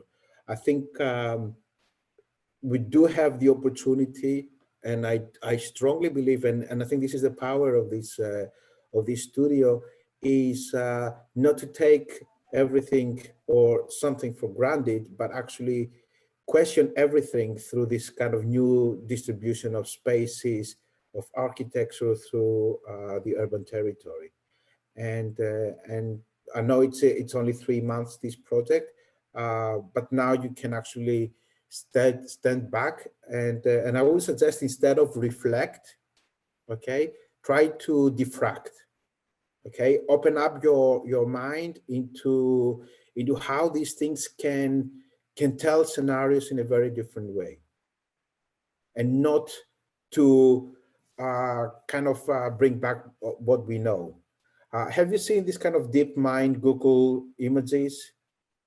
You know DeepMind from Google, right? The algorithm. Not too sure actually. The one that you have a spaghetti bowl and then the algorithm reads everywhere dogs. Have you seen that? Okay. Yeah. Yeah. Mm-hmm. Well, it's kind of similar here. You know, we see something that is completely unknown to us, but we project what we already know. And we, as architects, we know about, you know, public and private space and some green pods and suddenly, you know, the substrate that it's so strong is being almost kind of eradicated by this kind of immediate response that we have and we project. So to conclude, we need to be brave because you create a brave new world. And if you don't create your own scenarios like a science fiction writer, then we lose the strength and the power of your project. Yeah. But thank you. Thank you. Yeah, I'll jump in off that. I kind of agree with the comments, and you know, I teach a similar or a studio that also is kind of struggling with some of the new challenges brought on by some of the software that we're using. And I think what's interesting and I really appreciate about your proposal is the way your aggregation forms kind of different from some of the previous ones, this much more surface matte typology. And I think maybe investigating kind of what happens when this new artificial topography that you're generating through your building, how that interacts with an existing surface. And I think the site choice then becomes really an interesting just a choice for you to make as far as, is this occurring on essentially like in your renderings, a green field, or is there an opportunity for your artificial kind of topography to start to interact or speculate that it's on a surface that maybe can't farm or you know, allow for planting to exist. So I think I would challenge you to maybe use the rendering process as an opportunity to speculate on maybe some more extreme conditions that would justify kind of this idea. Yeah, thank you for your sharing your project. It's definitely beautiful, but I agree with the comments that it's a little bit problematic. I think it's mainly because of the choice of the site and the scale. And I think when I was looking at your bird eye view of the entire like site occupied, I was like, it looks really scary. How would you deliver like Amazon delivery, for example? Like, how would you find your units? Like, there is absolutely no hierarchy. It's kind of almost like you're creating a new slum area, almost. I think when you are proposing something is such a big move, I think you want to be very careful what you're proposing, especially when there is no kind of consideration of hierarchy. I think, and it's such a huge proposal, and you are kind of suggesting getting rid of the entire like city blocks. I think there has to be something a bit more considerate with current condition and current context of the city. Yeah. Yeah, I completely agree with that comment. I think that when we looked at your site plan, I think the constraint right now, the hierarchy is kind of more binary, where it takes the shape of the block, and that becomes the constraint of the deployment of this unit. I love the approach of a map building. I think it's a really successful strategy in this scheme, but I do think hierarchy will start to organize the material into something more coherent in places, so that you actually get more uniformity in the project. Because right now, because of the expanse, like I think there's a certain threshold you reach when your mat building becomes so big of a mat that the center becomes so distant from the edge, and it becomes a territory that's unequitable. Like the equity in the middle is not the same as the exterior. And so I think once you pass that threshold, you have to introduce hierarchy in order to allow for a deeper penetration and circulation into the middle of the building that gives it the same equity as the exterior, if that makes sense. So I do think there's a moment where hierarchy becomes necessary just to organize the material. And I think the same thing can be said not only of reaching your unit, but also how you start to think about farming and plants within the mat building. If it's an equal distribution of plants everywhere, I think you kind of make the same problem with farming. But farming has such a variation in types that there are some that take longer to produce, some that maybe less people use and can be distributed more unevenly, some that are used by everyone that might fit the spine, but it might also reorganize that material as well. But otherwise, I think, yeah, really interesting. Yeah, I think it's very beautiful how like somehow you managed to create from this one module a very coherent architectural space, and kind of breaking up this kind of modularity into something that through the aggregation it becomes like one building. What I do agree with the comments before that maybe it would have been an opportunity now just looking at this picture that maybe the parts where you actually have sun hitting the plants and the parts where your plants are in complete shade, maybe those have to be different kinds of plants, and maybe those have to kind of be different kinds of agriculture or like cultivation. And so to like maybe have the farming, if that is like your main theme of the thing, more respond to your structure, and maybe vice versa, right? To create kind of more this interplay. I would like to ask you, Tanvi, could you go to the site plan one more time? I have a question to you, to the top site plan which you produced. Yes, where I see the neighborhood. Maybe just to remind you, or something I remember from the midterm, you haven't shown this huge supermarket with parking place next to. I know your intention and ambition that next to this huge triangular, the proportion of the supermarket in US, seeing this condition, I know that it was a bit impressive for me, the point of view that you wanted, as I remember from the midterm, to produce the opposite. Instead of supplying in one large spot, this large area flat, one story, bringing the opportunity to come and gather and buy the vegetables or our products for daily life. Let's say with agriculture, you try to make it opposite and to use, nearly twice larger area, or maybe 1/3 more just, where a minimum reducement of new jobs opportunity in terms of urban farming or growing vegetables and supply, and like for a future perspectives, I find this model, besides the navigation, I totally agree.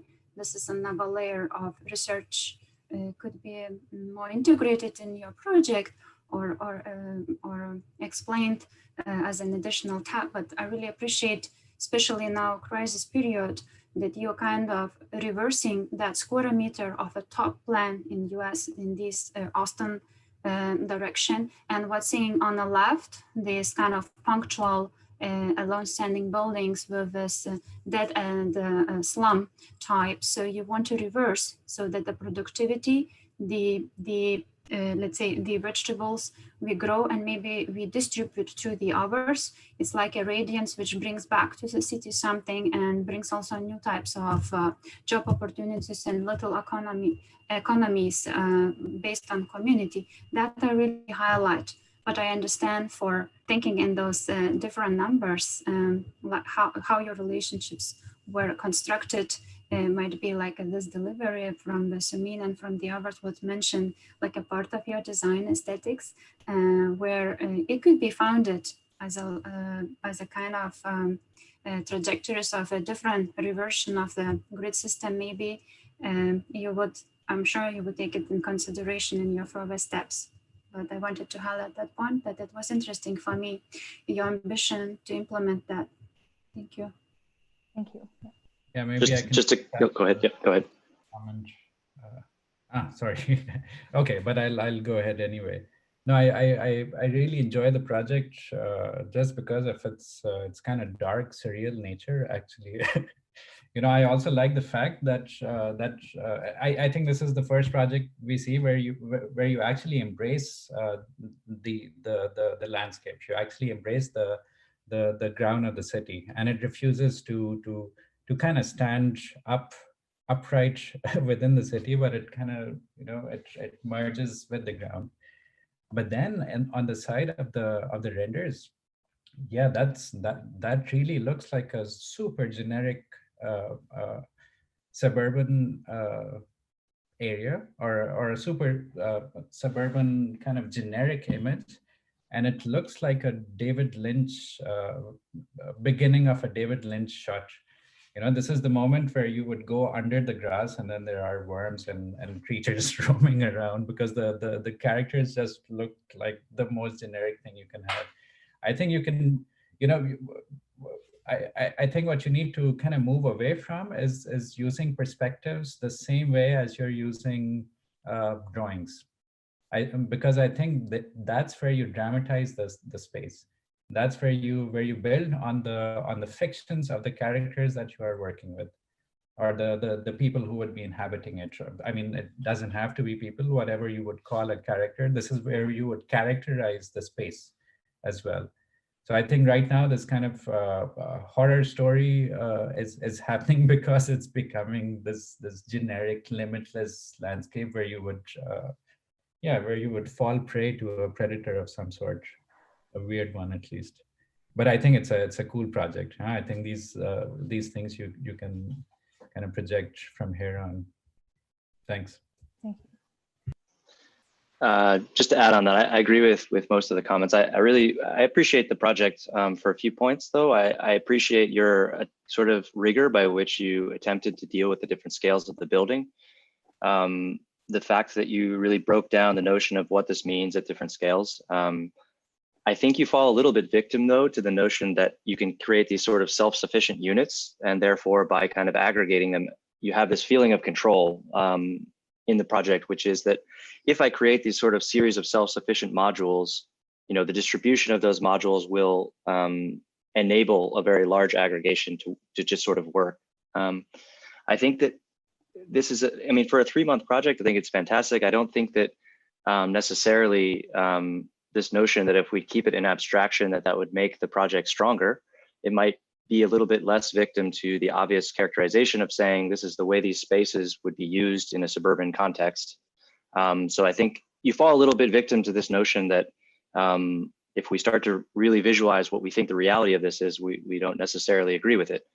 So it's this kind of homogeneity that comes out of the kind of like never-ending field of suburban that you've created, I think obviously is bringing a little bit of kind of questioning, but I do appreciate your attempt at kind of dealing with these different scales.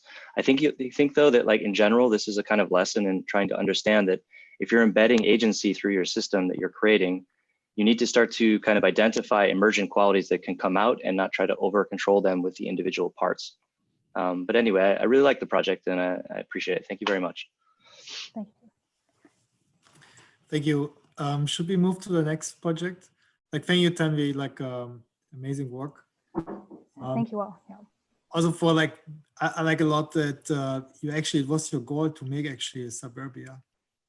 So that's that everyone was actually going on. So great work. Thank you, Tanvi. Thank you.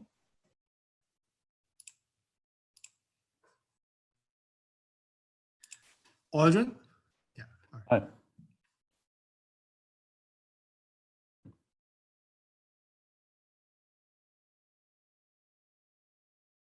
Y'all see this good?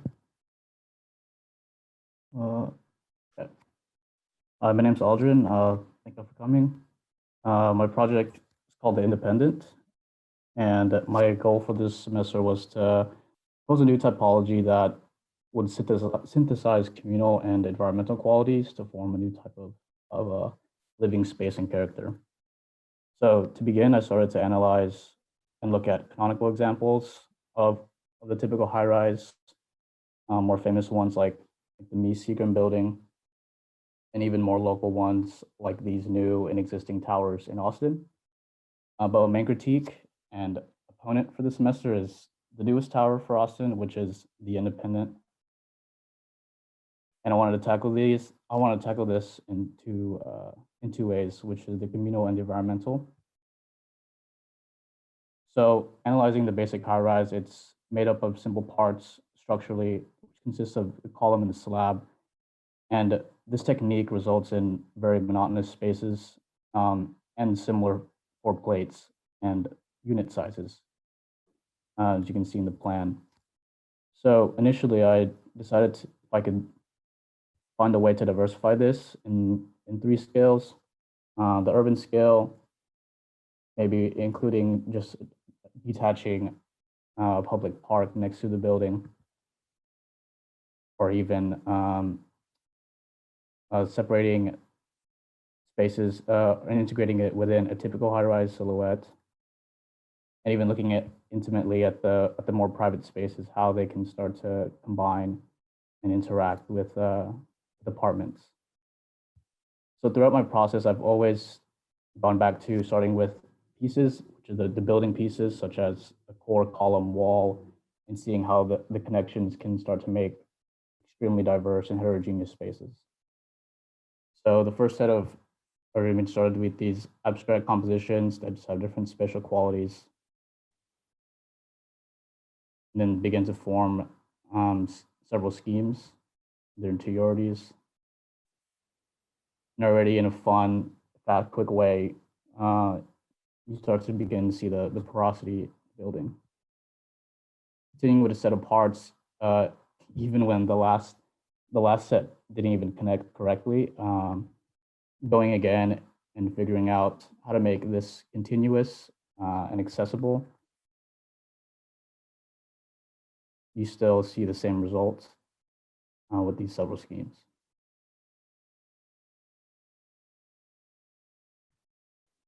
Then I began to look at the environmental side and its impacts. As you all know, they have a lot of benefits economically and also in reducing carbon emission. They're also very cheap because you're able to easily prefabricate them and assemble them.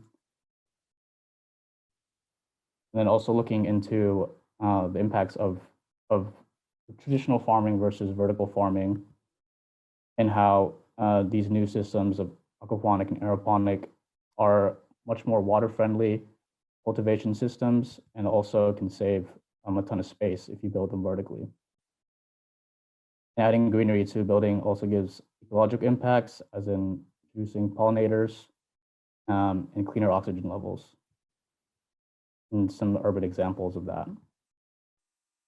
So I wanted to find a way to start integrating them together, both communal and environmental. These are just some fragments of ways to connect them publicly and then privately. Continuing with the parts, I started making more distinct spaces, but still open and flexible enough to be interpreted in their function in ways that can have flexibility.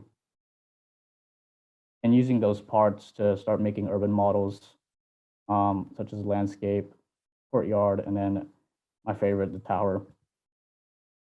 And you can see this render start to synthesize and merge together. And then the initial proposal for the project. Getting into detail with the parts, you can start to create specified arrangements within the high-rise typology, some apartment studies. Then you can begin to analyze them in their social parameters, even more analog like this. And you can just begin to create different scenarios of living. And even through rendering, getting some visual temperature analysis for each of the platforms. And then continuing with this computational analysis, you can begin to dissect them in their fully built form, in the way that they're arranged, and then begin to make different spaces based on how they're attached and configured together. and then even documenting the individual part or pieces used throughout the building. And the green space integrated as well. So for the initial site integration, I obviously decided to choose a site right next to the independent to truly critique it.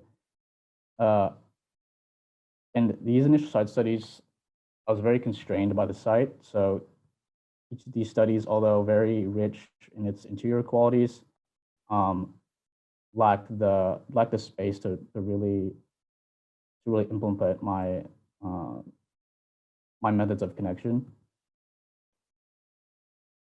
Just several schemes ranging from mostly private and mostly public space.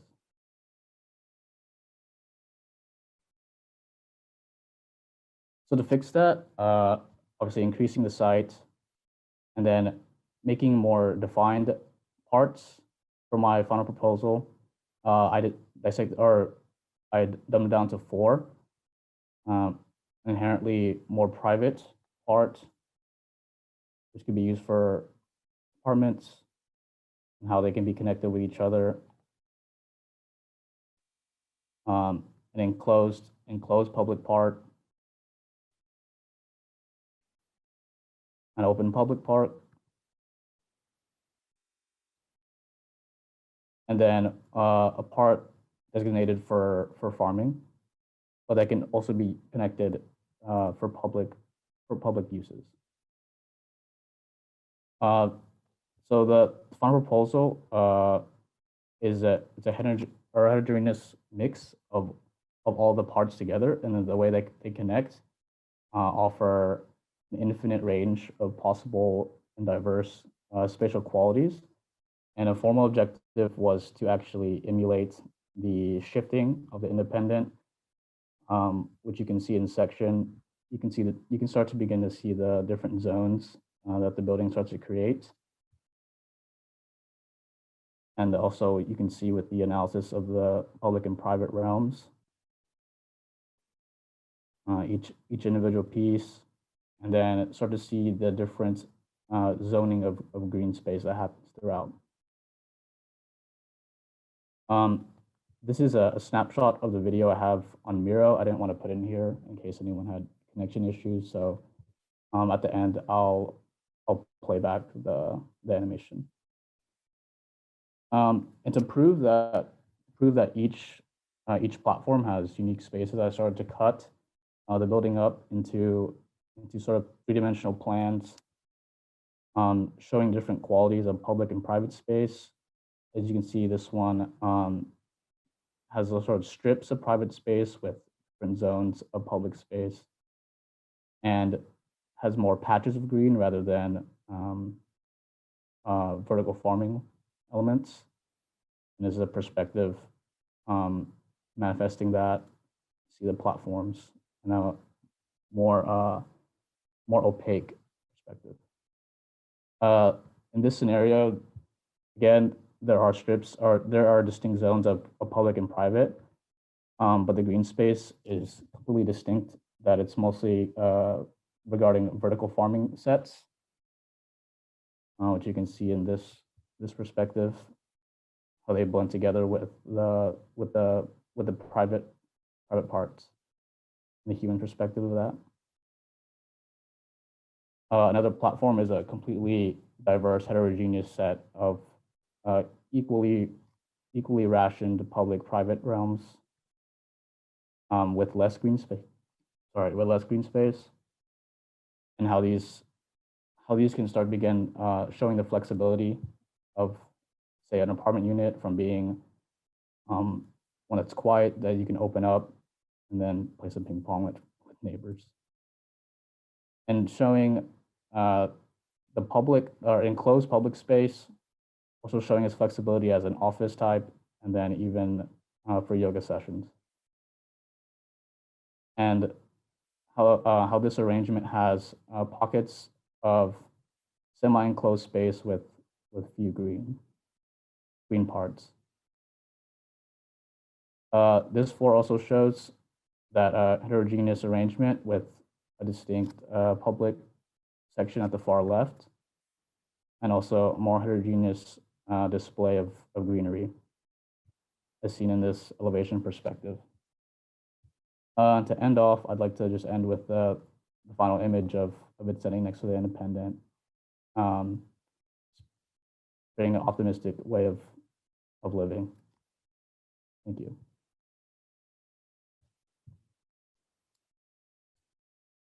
And I guess I'll start sharing the mirror videos while you can give comments.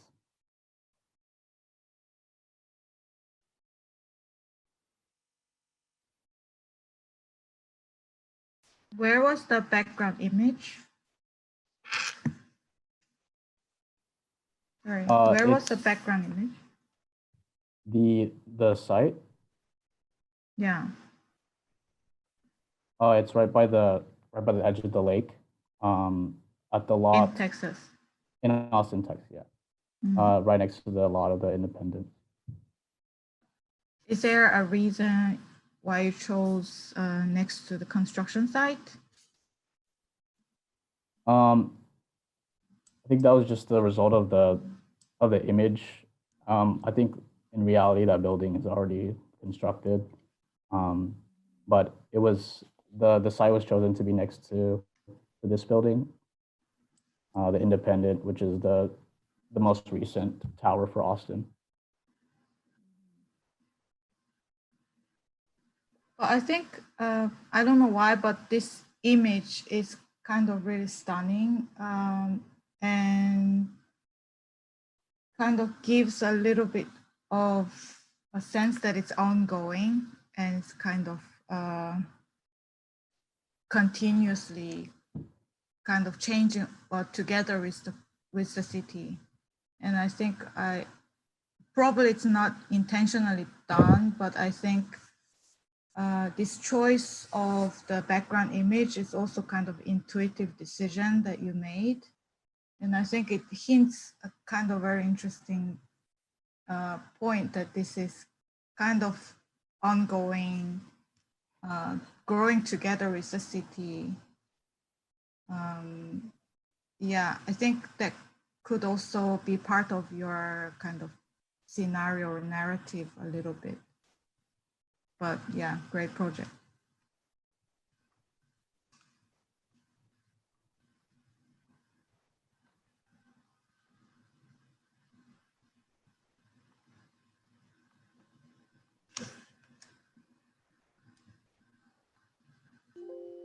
Just one question I'd have for you. I think like really beautiful diagrams. I really like the red blue with the cores plugged in it, and then the overlay of the render. I think it's really clear.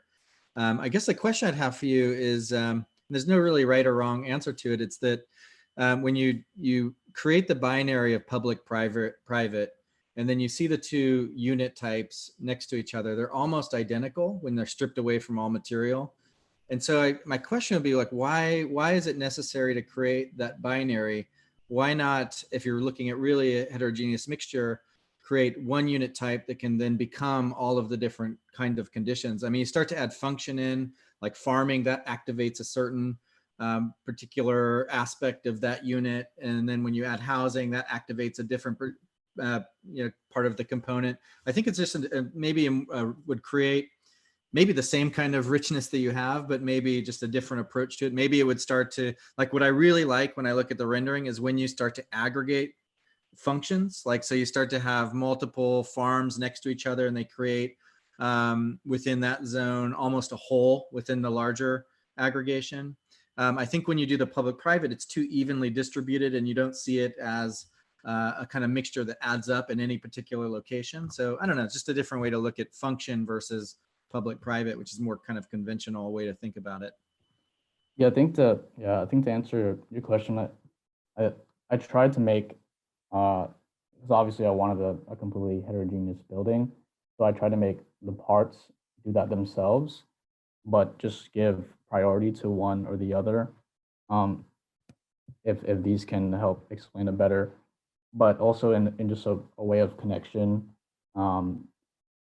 Most of them have like corridors, which ultimately make public connections, which can seem like why some dominates the other at some points when unintended, but that's a good point.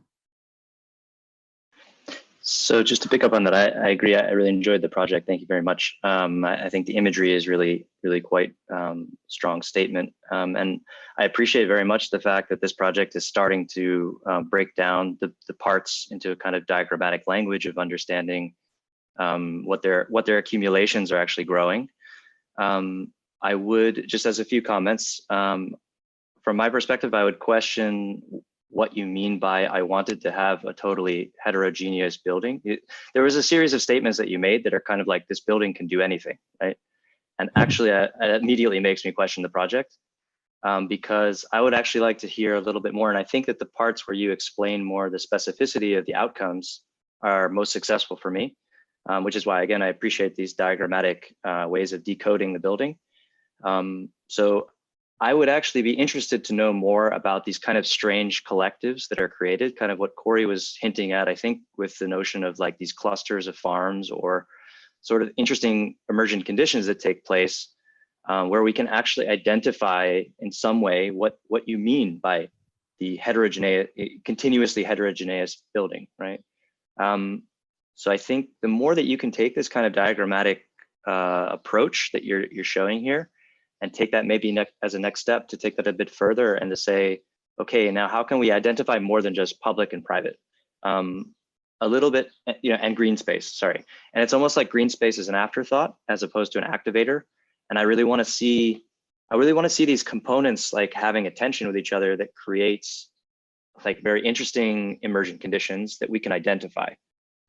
So again, I really appreciate the project, but I would actually say, like, don't take the easy, not easy, but like the kind of generic approach of articulating your project as the ultimate does everything, heterogeneous, capable of coping with anything that ever happened building. I would actually say it's quite specific, and these are the conditions we've created, right? So that would be my one comment, but thank you very much, and I really appreciate it.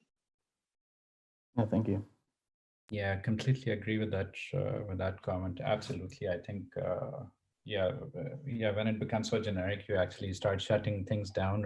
You actually go in the direction of fixing things rather than producing a space that could be more generous.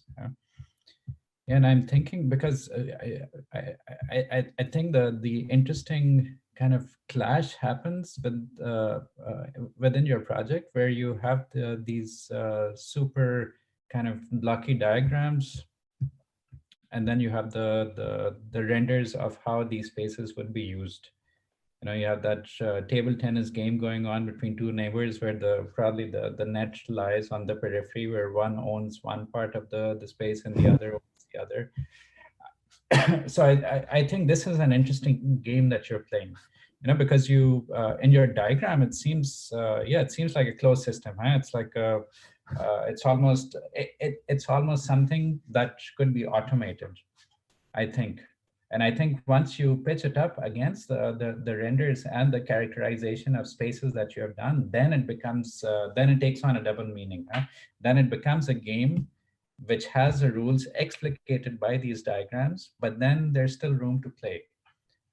So this I enjoyed very much, and I think this you can really push, because it's clearly there. It's that's how I see your renders as well. They're incredibly beautiful. And then you switch characters completely when you start going to the orthographic mode, when you start getting into the axonometrics and and all these diagrams, etc. But I think you're producing this interesting play, and this is why the project is super interesting to me, I think. Yeah, thanks for that. Thank you. Okay, so I jump here. So thank you for your presentation. I think it's really clear. I really enjoyed how you were decoding the function of the building and the care that I see that you were putting in the different scales that you're using in order to approach the building. There is something interesting in the fact that this project, in the contrast between this project and the previous one. No? So the previous one was a clear horizontal vocation, that actually what was interesting is how can vertical farming occur in such a horizontal map building, no? So that could lead to interesting results. In your case, is a clear, let's say, vocation for a skyscraper as a typology to work with somehow is oscillating between being understood as an object or being understood as a sort of emergence of a field, no? Which there is a certain ambivalence or an ambiguity here that I think is also pretty interesting. And in this point, for me, what is also quite promising of your project is that if we compare for example, the Koehler's 1909 theorem, knowing which is having this sort of seriality of landscapes. So when you approach the skyscraper, given that you're having these formal dynamics that you're having in these configurations, you are somehow breaking that seriality in different specific parts. But what I really enjoy as well is the fact that these parts, in some moments, they produce what I would define as a sort of quasi wholes. No, let's say it's not exactly a whole, it's not exactly a part, but they are quasi wholes in which, they're constituted by certain clusters. No, certain parts that enter in resonance and produce local wholes, if you want, no, or local clusterizations that do not allow to understand the part. So the parts produce, let's say, sort of teams in between them rather than being understood as one part lost in the whole. No, so there are different layers of association of parts, and this is what I really enjoyed. So really congratulations for this point. There are many other comments to be done in relation to the use of the greenery, etc. But I think that this more or less we have already said. So congratulations on your work. Yeah. Just to say, I think that comment Jordi makes is quite intriguing. Like, it's really something that I think overall, like if you look at your studio as a whole, and the kind of production of work, that's quite interesting from various perspectives on all of the projects. This notion that you're this playing with parts and clustering of parts to produce sort of different degrees of a whole or part of another whole. It's really interesting, the kind of dynamics that come out of that and the potential to kind of actually reflect on them afterwards. Like these are the kind of sub wholes or additional kind of scales that are coming out of such an endeavor.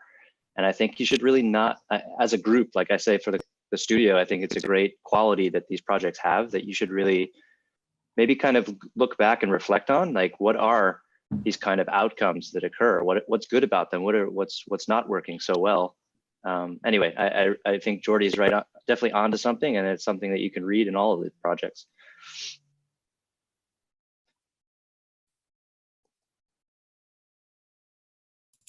Yeah. I think everything has been covered. Emmanuel, yeah, okay. Everything has been covered. So I'm just going to stress again something that has been said quite a few times, and this kind of specificity of scenarios that are produced through this kind of aggregation, and again, this is the richness of the project. I know that you started with a public and private, but you know, it's kind of hard for me to see these images and to think that the world will be the same. You know, and we have an opportunity here. We have an opportunity to rethink these scenarios and these categories. And as all the others have said, you know, there are interesting things appearing on the screen after this kind of heavy computation. So let's think hard. Let's take the difficult way and not the easy way, which is actually to project what we already know. But let's challenge ourselves. Yeah, it's 3 months. It's a wake-up call. Great stuff. Keep pushing. Okay, thank you. Thank you. Thank you. So formally, UT or like our school, like usually like planned a break of half an hour. But like, it's the question, like we have a lot of review or guests like from Europe joining, and we have, after the break, we would have one or two, which is not sure yet, presentations left. So I want to keep it like, do you feel like you want to have a break half an hour, or like should we continue with the project now? I would even, yeah, maybe like direct to keep the dynamic and continue, or like, what do you think? Not that it gets Don't mind continuing. Let's continue. Let's continue. Max, are you ready? I just will say that I need to leave to the other session, or so if you see me leaving, just I tell you now goodbye, but it's not now, but it might happen in 20 minutes. Yeah, same for me. And I see we have Clay actually joining, or minimum listening, also another associate professor at UT.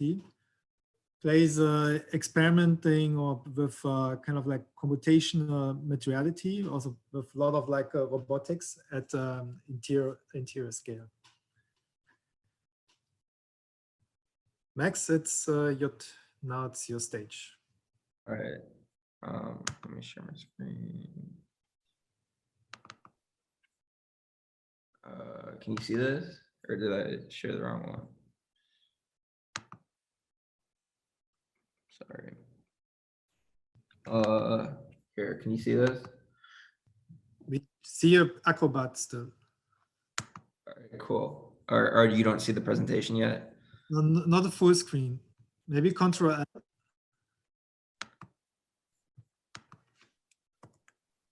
All right, better? Yes, no, thanks. Okay, cool.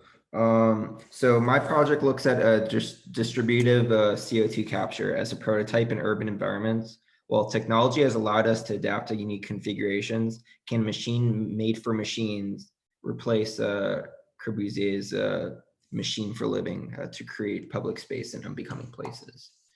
So looking at the urban outset that we have today is developers are building these towers that are remaining mostly empty, that can only be afforded by the 1%. And while these places are, be living in part-time, they're still contributing to a big problem today, which is greenhouse gases and CO2 in the air. So looking at one of the bigger problems, which is transportation. And transportation, especially passenger vehicles, contributes a large portion of the CO2 problem in the world. And even looking at it, comparing New York to Dallas, Dallas is even a bigger problem adjusted for population due to the amount of cars and the amount of people that aren't taking public transportation. So why are we still building or designing our projects for people when people are only living in them either part-time or empty and contributing to the problem? And why don't we start looking at building machines for machines and designing buildings where the people are in the in-between and the machines are the important part. So I looked at this one company called Climeworks, and they're building these portable CO2 capture devices that capture CO2 and ambient air, separate it. The ambient air is then released, and the CO2 is heated and created into concentrated CO2, which consumers buy for vertical farming. Actually, it's very good in that process. So taking that apart and looking at the different components of the machine, how can I start to look at the Miesian tower model, shifting it to maximize the face for CO2 capture, attempting to connect the machine to create a closed system, and having this green part within the machine to allow for vertical farming in the tower. So then I was looking at path and how can this, as the machine becomes this connected system and how pipes are connected to other pipes, how can that also start to drive path, and how can path become something that's interconnected rather than from floor plate to floor plate?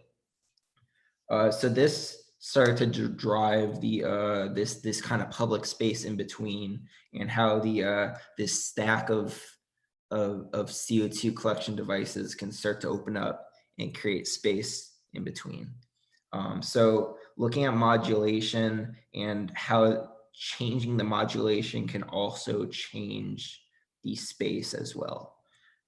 So looking at the machine and seeing how the pipes start to, this interconnection of the machine starts to create an interconnection of path. So first half, I started to look at how the machine would be put together and how the machine would start to modulate into different configurations. And what would this section look like? How would the space fit above the machine? Is there a way for the machine to be hidden but interconnected at the same time? And what would that elevation look like? So looking at modulation, this is kind of going after midterm, kind of reassessing and going back to the diagram. And how would the connections start to create space within as well over this horizontal modulation? What would the section look like? What would the plan look like? And trying to create a fully integrated building. Then looking at the elements and how these elements can connect to one another to create this space. And so these are, by doing that, these are the elements or the parts, the kit of parts that it came together, and looking at the parts, how they were put together, and how by changing the orientation of the elements, we're able to create unique combinations of the parts to create different unique space and configurations. And then those parts kind of come together and create these figurations. This one being more of a terraced modulation, one that runs horizontally, one that could stack on top of one another, and you start to actually see this space in between the machine. Bit of the same kind of situation, something more stacked. And then these figurations come together and create building situations. And how can these start to be building types or different buildings in general? And then these building situations come together and create building blocks. And these building blocks would be the building itself. And how I'm starting to study how they can come together, to create different building blocks. And what would that interior condition look like? How would the lighting get through, and how would what would the space look like on the in-between? Start to look at horizontal modulation and more horizontal modulation. And then kind of looking back at the site, and I thought the obvious choice for the site would be the highway. And the highway as a back of house space in of sorts, it allows for it's empty space, it's unbuilt space, where especially in cities that you lack square footage, this could be a new venture of creating public space to hide and help the back of house. So looking at my specific site, I looked at Austin and I-35 in general in the downtown vicinity. So one approach I took was going horizontally from the east side to the downtown. In general, the idea was to connect east side to downtown to make it more fluid, kind of eliminate this invisible barrier of I-35 that's creating that's really dividing Austin into two parts, but also how to start to collect CO2 from I-35 and farm it in this building. So then I looked at maybe stretching it along the highway is a better route than literally bridging it. So looking how it can stack vertically or how it can move horizontally and horizontally extend over time, how it can be something that could adapt to a city in general as a prototype, looking at it in plan. And one thing that could also work is how it can essentially continue the grid of the city. Right now, highways are when they're originally developed, they're cutting through cities kind of as this different element, but how can they start to continue the city and create void space and the language of air rights as well. So seeing how this could start to create unique building situations to start to continue the building block pattern of a city. Looking how it could explode upward to create different conditions within the towers themselves, how they come together, and how they can create. So for my building, I created two distinct conditions. There's this terrace park condition, and then also looking at how the building can start to stack and create more interior dwelling within this this building, and then looking from building block, starting to understand what the void space is in between and how the highway can run underneath it, and look at the tower as well, how it starts to speak to both sides. The section, and what would the perspective look like when you're within the building looking outward. So I have a video, I'm going to share a new screen. Hold up. Sorry.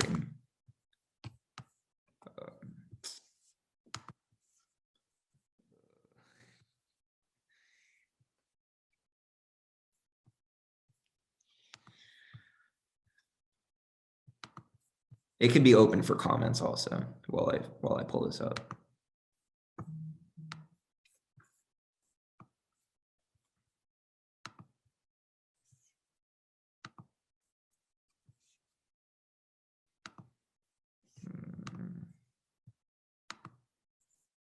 All right, are you seeing this? Okay, cool. So this is just a minute 30, but it's gonna loop, but you can speak over it. I'm open for comments.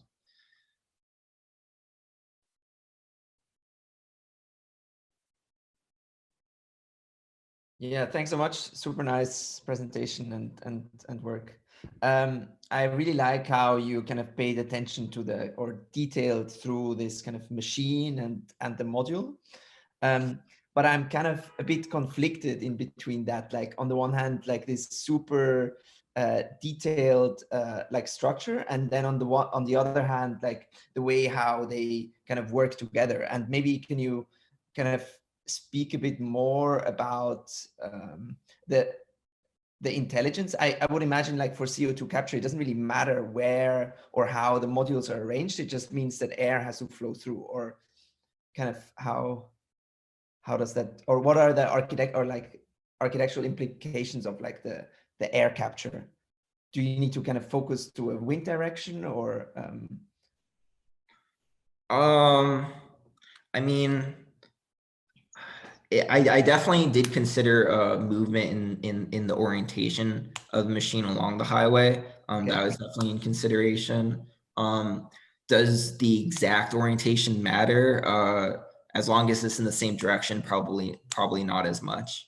But a lot of it was, I guess, having this harmonious connection between architectural space and the machine. So I guess it's kind of showing a prototype as there could be more modularity as well. It's not, this isn't the only answer. No, I think it's great. It's very appropriate that you also put it on top of the highway where all, I think the greenhouse gases are produced, right? Makes it kind of the perfect site for the intervention. And I mean, I guess for that also kind of the linearity of the element is appropriate. Okay, can I jump in? Mm-hmm. Yeah, I suppose. Maxwell. Yeah. Well done. Thank you. It's a beautiful project. It's a great project. And I'll tell you two things. I was really kind of,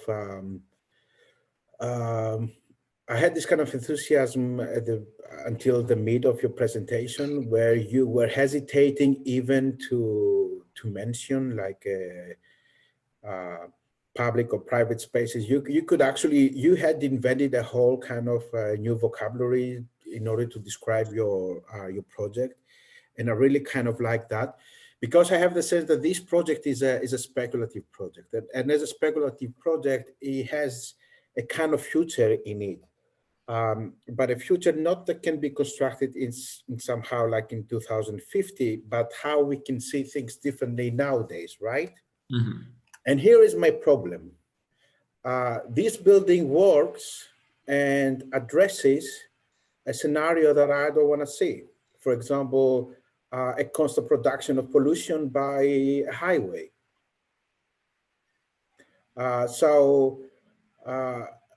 And I think this is for me kind of the problematic of these sort of projects, that somehow they addresses problems of nowadays by trying to resolve them, and suggesting a speculative scenario that they sustain these problems for the future.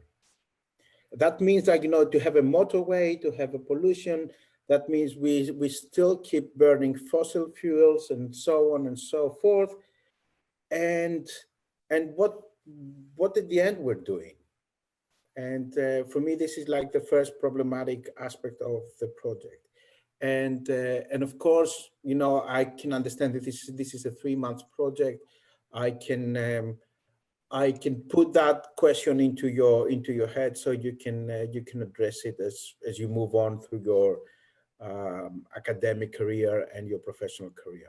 And the other one is that the first part of the presentation, that I had this kind of enthusiasm that you were refrained to mention any of these categories and typologies, unfortunately ended up into a very vague and open and undecidable and very optimistic spatial scenario for what this building will be and it can function.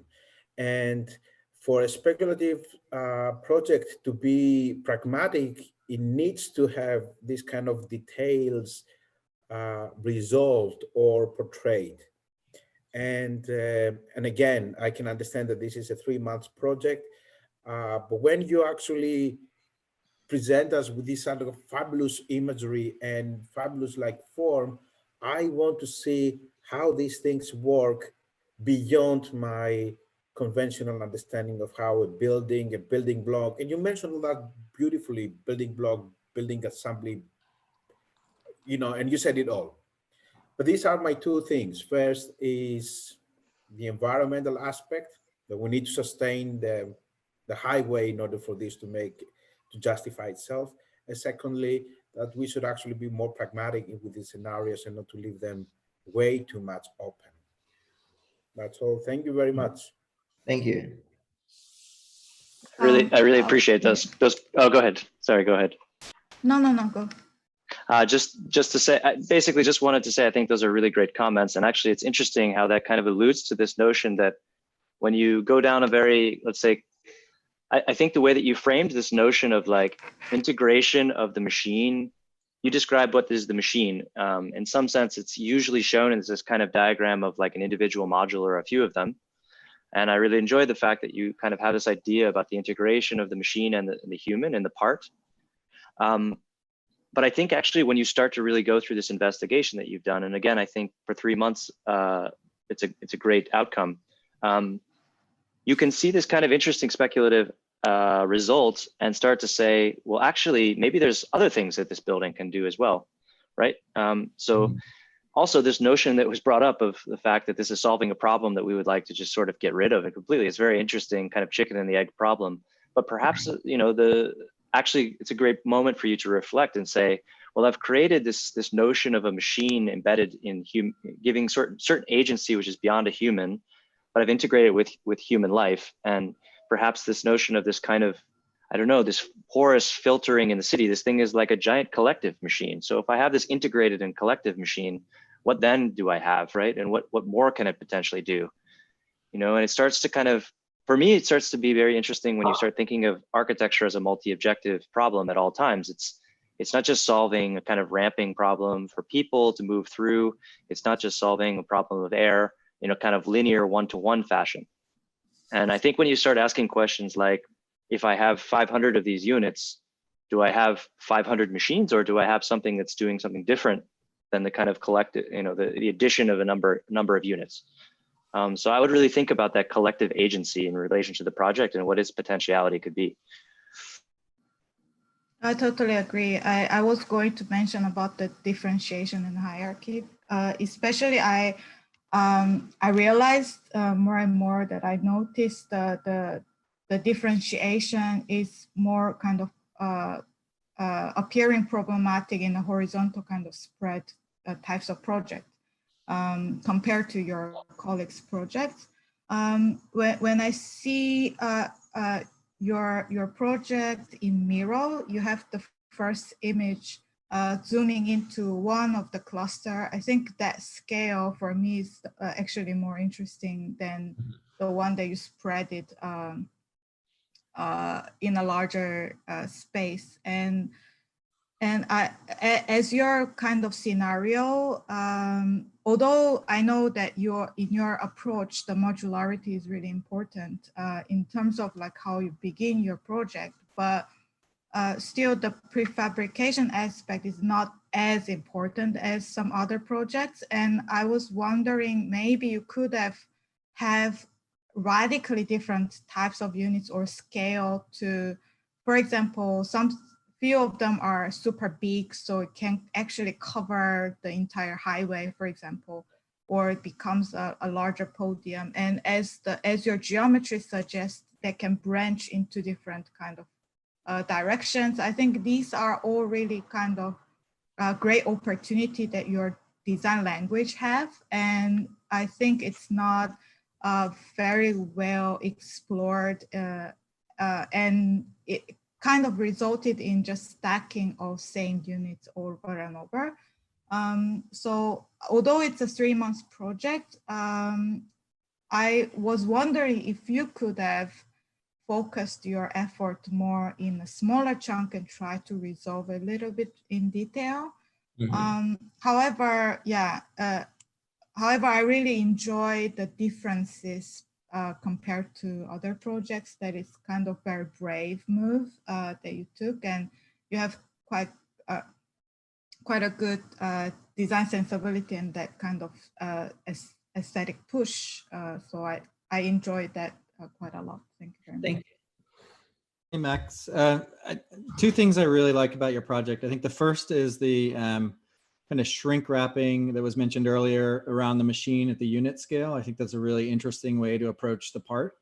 And I think the other one is the siting of the project. I think for those who don't know Austin very well, I-35 is basically a separator between downtown, which is highly affluent, and East Austin, which is gentrifying, but also typically or historically a poor community. And I-35 has been the barrier. So it's our version of like the Big Dig in Boston, or and so it's a constant conversation, political conversation in Austin. And there's been proposals made by people like Snøhetta and different architecture firms to how to negotiate and stitch these two together. So I think in terms of the theme of the studio, it's also interesting as a paperclip that connects these two urban areas. The one thing I would say, have you looked at Paul Rudolph's Lower Manhattan Expressway project? I mean, I was actually told to use that as a. It is your project. You have the more modern version, the kind of updated version of this project. And I think what the important point I want to make is that the machine, the shrink wrapping of the machine at the unit scale, I really like. And now your project needs a shrink wrapping of the machine at the larger scale. So how do you shrink wrap the infrastructure? How do you shrink wrap the exhaust? How do you shrink wrap these larger whole infrastructure elements that are also needing a machine in order to effectively operate within your project? But overall, I really like it. Thank you.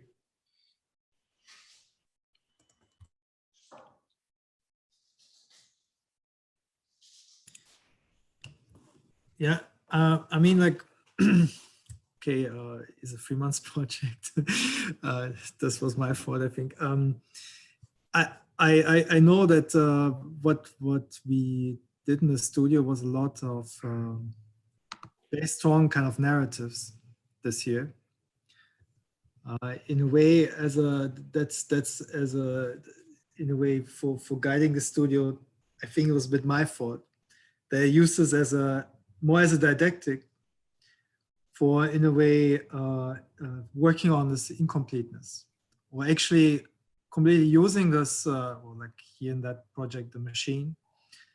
That actually, what you're not interested actually in the machine, but in this open space, in this between, exactly in this notion of a part that it's always, that comes with this incompleteness, and how you can hijack. The same was with the whatever kind of hydroponic, aquaponic, or whatever kind of like perspective, a beautiful narrative, how you save the word, that it's actually like never at first is never related to architecture. There's never about an architectural knowledge in the first place. No, it's just like executing of a technology. So how, in a way, I can take it as a motivation. I know I have to integrate it, or like buildings should be more sustainable, not only sustainable, they should in itself be an ecology. There's no doubt in this. But how, in a way, can from this knowledge, like that something is per se, in a way, incomplete as a building, always like open, and this, whatever it means and its function and so on, can this push also on the next level with computation and so on.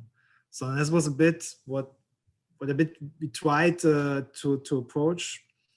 I know, like we went through plenty of tutorials, or like also with the color studies. I know, like it would have been beautiful to see more, but then also during the time, a lot of things we simply didn't make them, or just going through tutorials in a way, like, but never really integrating them, just on a speculative, in a way, having also choosing the way of being an architect, being aware that you can do the shortcuts by actually not going through literally like let's say computational study, but directly went to the reside, which is, I think, in terms of presentation, this was, I think, today, or like very clear that I think this is not consciously in a way yet done, but yeah, maybe like I see like this was really the last presentation now for today, and maybe someone of you wants to follow up with a comment. Daniel, just one comment. I just had one comment about Max's project. I think it brings up some other issues relative to the development of infrastructures that support sort of, on one hand, they promote they're pitched as an ideal like public good. Here we see the turbines and the CO2 capture and sequestration kind of model freeing up new real estate, right? Which is what it always does as well. I mean, we just had the project in Austin, almost $1 billion project to clear floodplain. It's being promoted in the public good as creating a public park, but it's actually freeing up real estate for development. And I think Max's project actually starts to address the kind of a bigger kind of political question in that way. And I mean, I appreciate that, even if it's sort of latent or a subtext, or it's been kind of like hovering around the edges. I think the projects in general all bring up that kind of question. And I think whether there was time or not, I think it's really interesting that those kind of effects in terms of bigger critical questions kind of emerge from the studio as well. And so I think it's okay that they're not resolved, but I think it's important that they're there.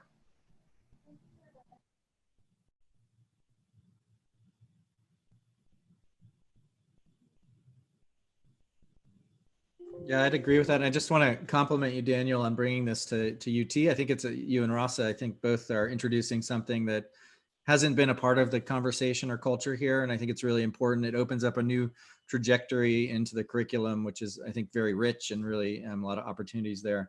And I'd say, I mean, for me, studios that can achieve the goal within a 3-month period are sort of failures. I think the point of a studio is that you can't achieve the goal, and that it opens up new questions and furthers your need to experiment more as you move forward through the curriculum. So I really appreciate that it has these open-ended questions. It's introduced, ideas of socioeconomic issues, political issues, all of those issues that are not part of the computation, not part of the kind of beginning premise necessarily of the studio, but are opened up by the work and by the production of the work. So I appreciate that quite a bit. Yeah, congratulations to everyone. It was like all very kind of inspiring to see also how these kind of new technologies and ways can be integrated inside of an architectural or spatial structures, and how kind of we like new opportunities can emerge through embracing these like low carbon and sustainable technologies. And I mean, I think it's also important, since like in one way or another, these things will become part of an urban fabric, I imagine. And like now it's kind of the opportunity for us as like architects to actually author ways how like they have like a positive impact, not only on, I don't know, economically, but also kind of maybe spatially. Yeah. And I think it's very like kind of connecting to the last discussion. I think that's a very interesting thing with like, how does it, is it actually kind of an urban form, or how are we kind of as architects maybe reinforcing like carbon behavior, like while like with highways, and kind of how could we maybe think of ways how to make kind of more dense and like and more connected cities that can require less carbon from the way that they are designed, like through like mobility and kind of distributed production of goods and so on. Yeah. Just want to say thanks, Daniel, for inviting me today, and you guys, thank you for presenting. It was really quite amazing to see where you guys got to in such a short time. A couple times I caught myself, you know, Daniel made a couple comments like, guys, this is only a 3-month project, and that's true. And you know, it's funny because I was kind of wondering today whether how the outcome might be, because after teaching, you know, in parallel with Daniel in the Bartlett for years, where we have 1 year to work on a project together, right? And you guys have 3 months to quickly jump into something that's, I would imagine, at least from my previous experiences, you know, being in the US, it's not so common, this kind of computational methodology. And I think just to commend Daniel, Rasa, and all of you guys, I think it was a really, really great and exciting day. I really hope, actually, my hope for you guys would be that this notion that Daniel's kind of just pricking you with this new thought of a building is not just what we know of it for, you know, this kind of traditional nature of a building can be kind of put on its side. And I think the brief actually really explained that in a nice way, this provocation that a building computes. It computes for people, but it also computes for other things. And I also, just to say, I really liked there's this comment about extendability. I think all the projects have this notion of kind of like open-endedness, right? They're, yes, that naturally comes through modularity, but I think you really kind of got to that point when in a quick amount of time. And I think that's something that's quite contemporary and important to identify, this notion that a building, we don't go through all of these processes to build a singular element that can do everything at that moment, right? In the context that it was designed. We have to start to think of the future. We have to start to embed agency in the building, whether that's physical robotic change or that's in building intelligence into the way you design the static elements. The building never is static, right? And just to close that, I think I was kind of asking throughout the day for an increase in kind of analytical methods, because I think if you guys are developing your own system of parts and relations, the onus then becomes on you to do double work, right? So you have to then justify how your system works, why it does what it does, and what does it do, right? Not just what does it look like. And I think, you know, in a 3-month period of time, that's very, very, very high order to ask, but I think you guys did quite well. So thank you very much.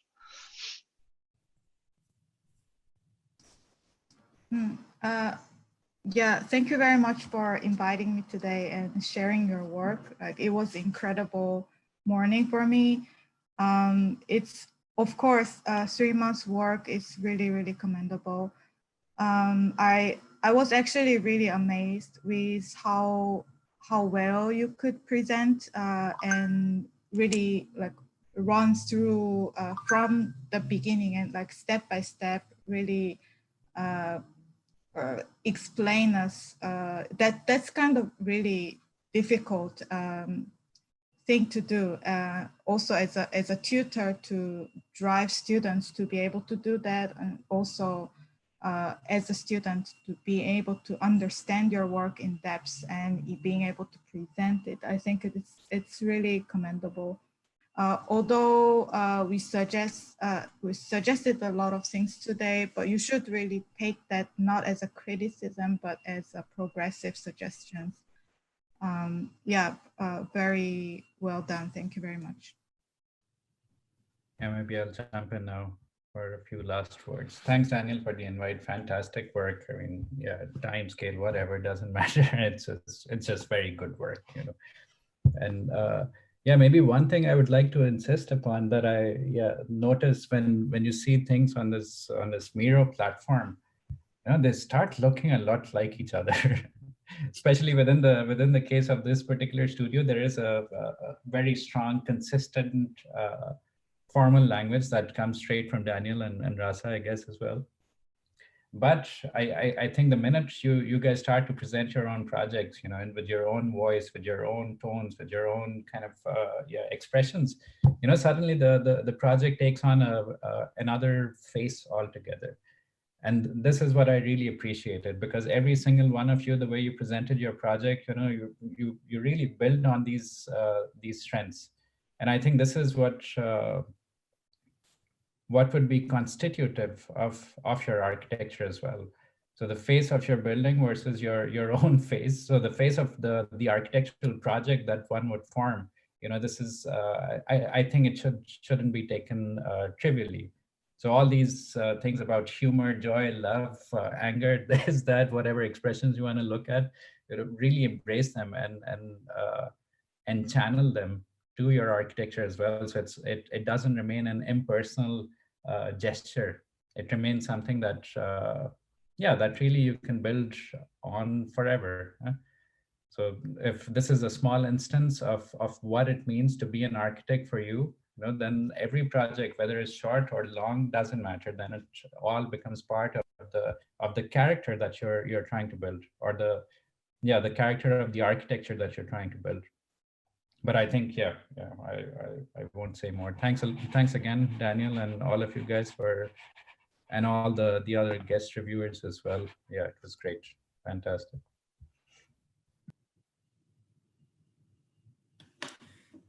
Yeah. Thanks. Oh, Jolly, okay? You want to? No. I just wanted to thank you for the invitation and congratulate to you and to the students. There are just two points I would like to emphasize that I found quite promising here. One is that you speak a lot about incompleteness and openness, but what I appreciate is that yes, okay, it's incomplete, it's open, but at the same time it's specific, no? So to be incomplete does not mean to end up in the generic or into the vague, but you are able to keep a certain specificity in the sense that of having a certain statement to put on the table, no? So, and I would say that this statement is complete in the sense that it is specific, in the sense that it has a specific character, no?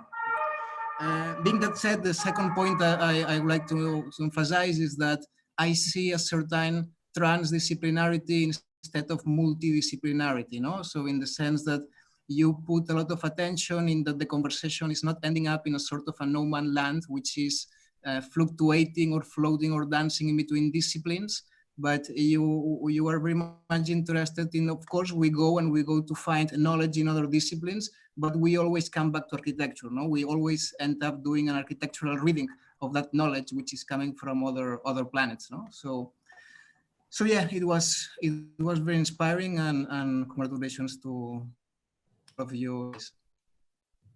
Okay, I kept that last comment. Thanks, Daniel. Thanks, guys, for all your effort and your presentation. I have two things to say. It's time for a good drink and a good sleep. So enjoy. Daniel, thank you. And thank you the rest of the guests. Very inspiring. It's always such a fun review, or like to have actually this opportunity of actually really like provoking or thinking. And I know it's always a bit hard to go through these projects, especially when you're new. So it was like enormous like conquest, like for everyone who joined this year. And we like amazing, very surprised, very positive surprise actually, like how far we came this year. So thank you for this, and it means a lot that we can have on such projects and have a really like a much more deeper discussion, and I hope that we can very soon continue such discussions. And that minimum length from this time, this thing always stays, that we a bit notice that it doesn't matter anymore in what place we are, but it's more like the line of thought. And we like also the ability to believe as an architect that you can change something, and you're really like pulling out this kind of like more speculative or like really like this belief in a kind of like the power of design in a way, as something changing. So that's something nice. So yeah, thank you all for joining in a very early in the morning, very late in the evening, where we are. It's very sad that we don't have drinks, because Austin is an amazing city for drinks, actually, with so many great places for that. So, and we will, with students minimum, we will definitely, as soon as we can have a 6 feet apart kind of meeting place we will do this. So, okay, thanks everyone, and have a nice day, evening, night. Thank you. Thank you. Thank you.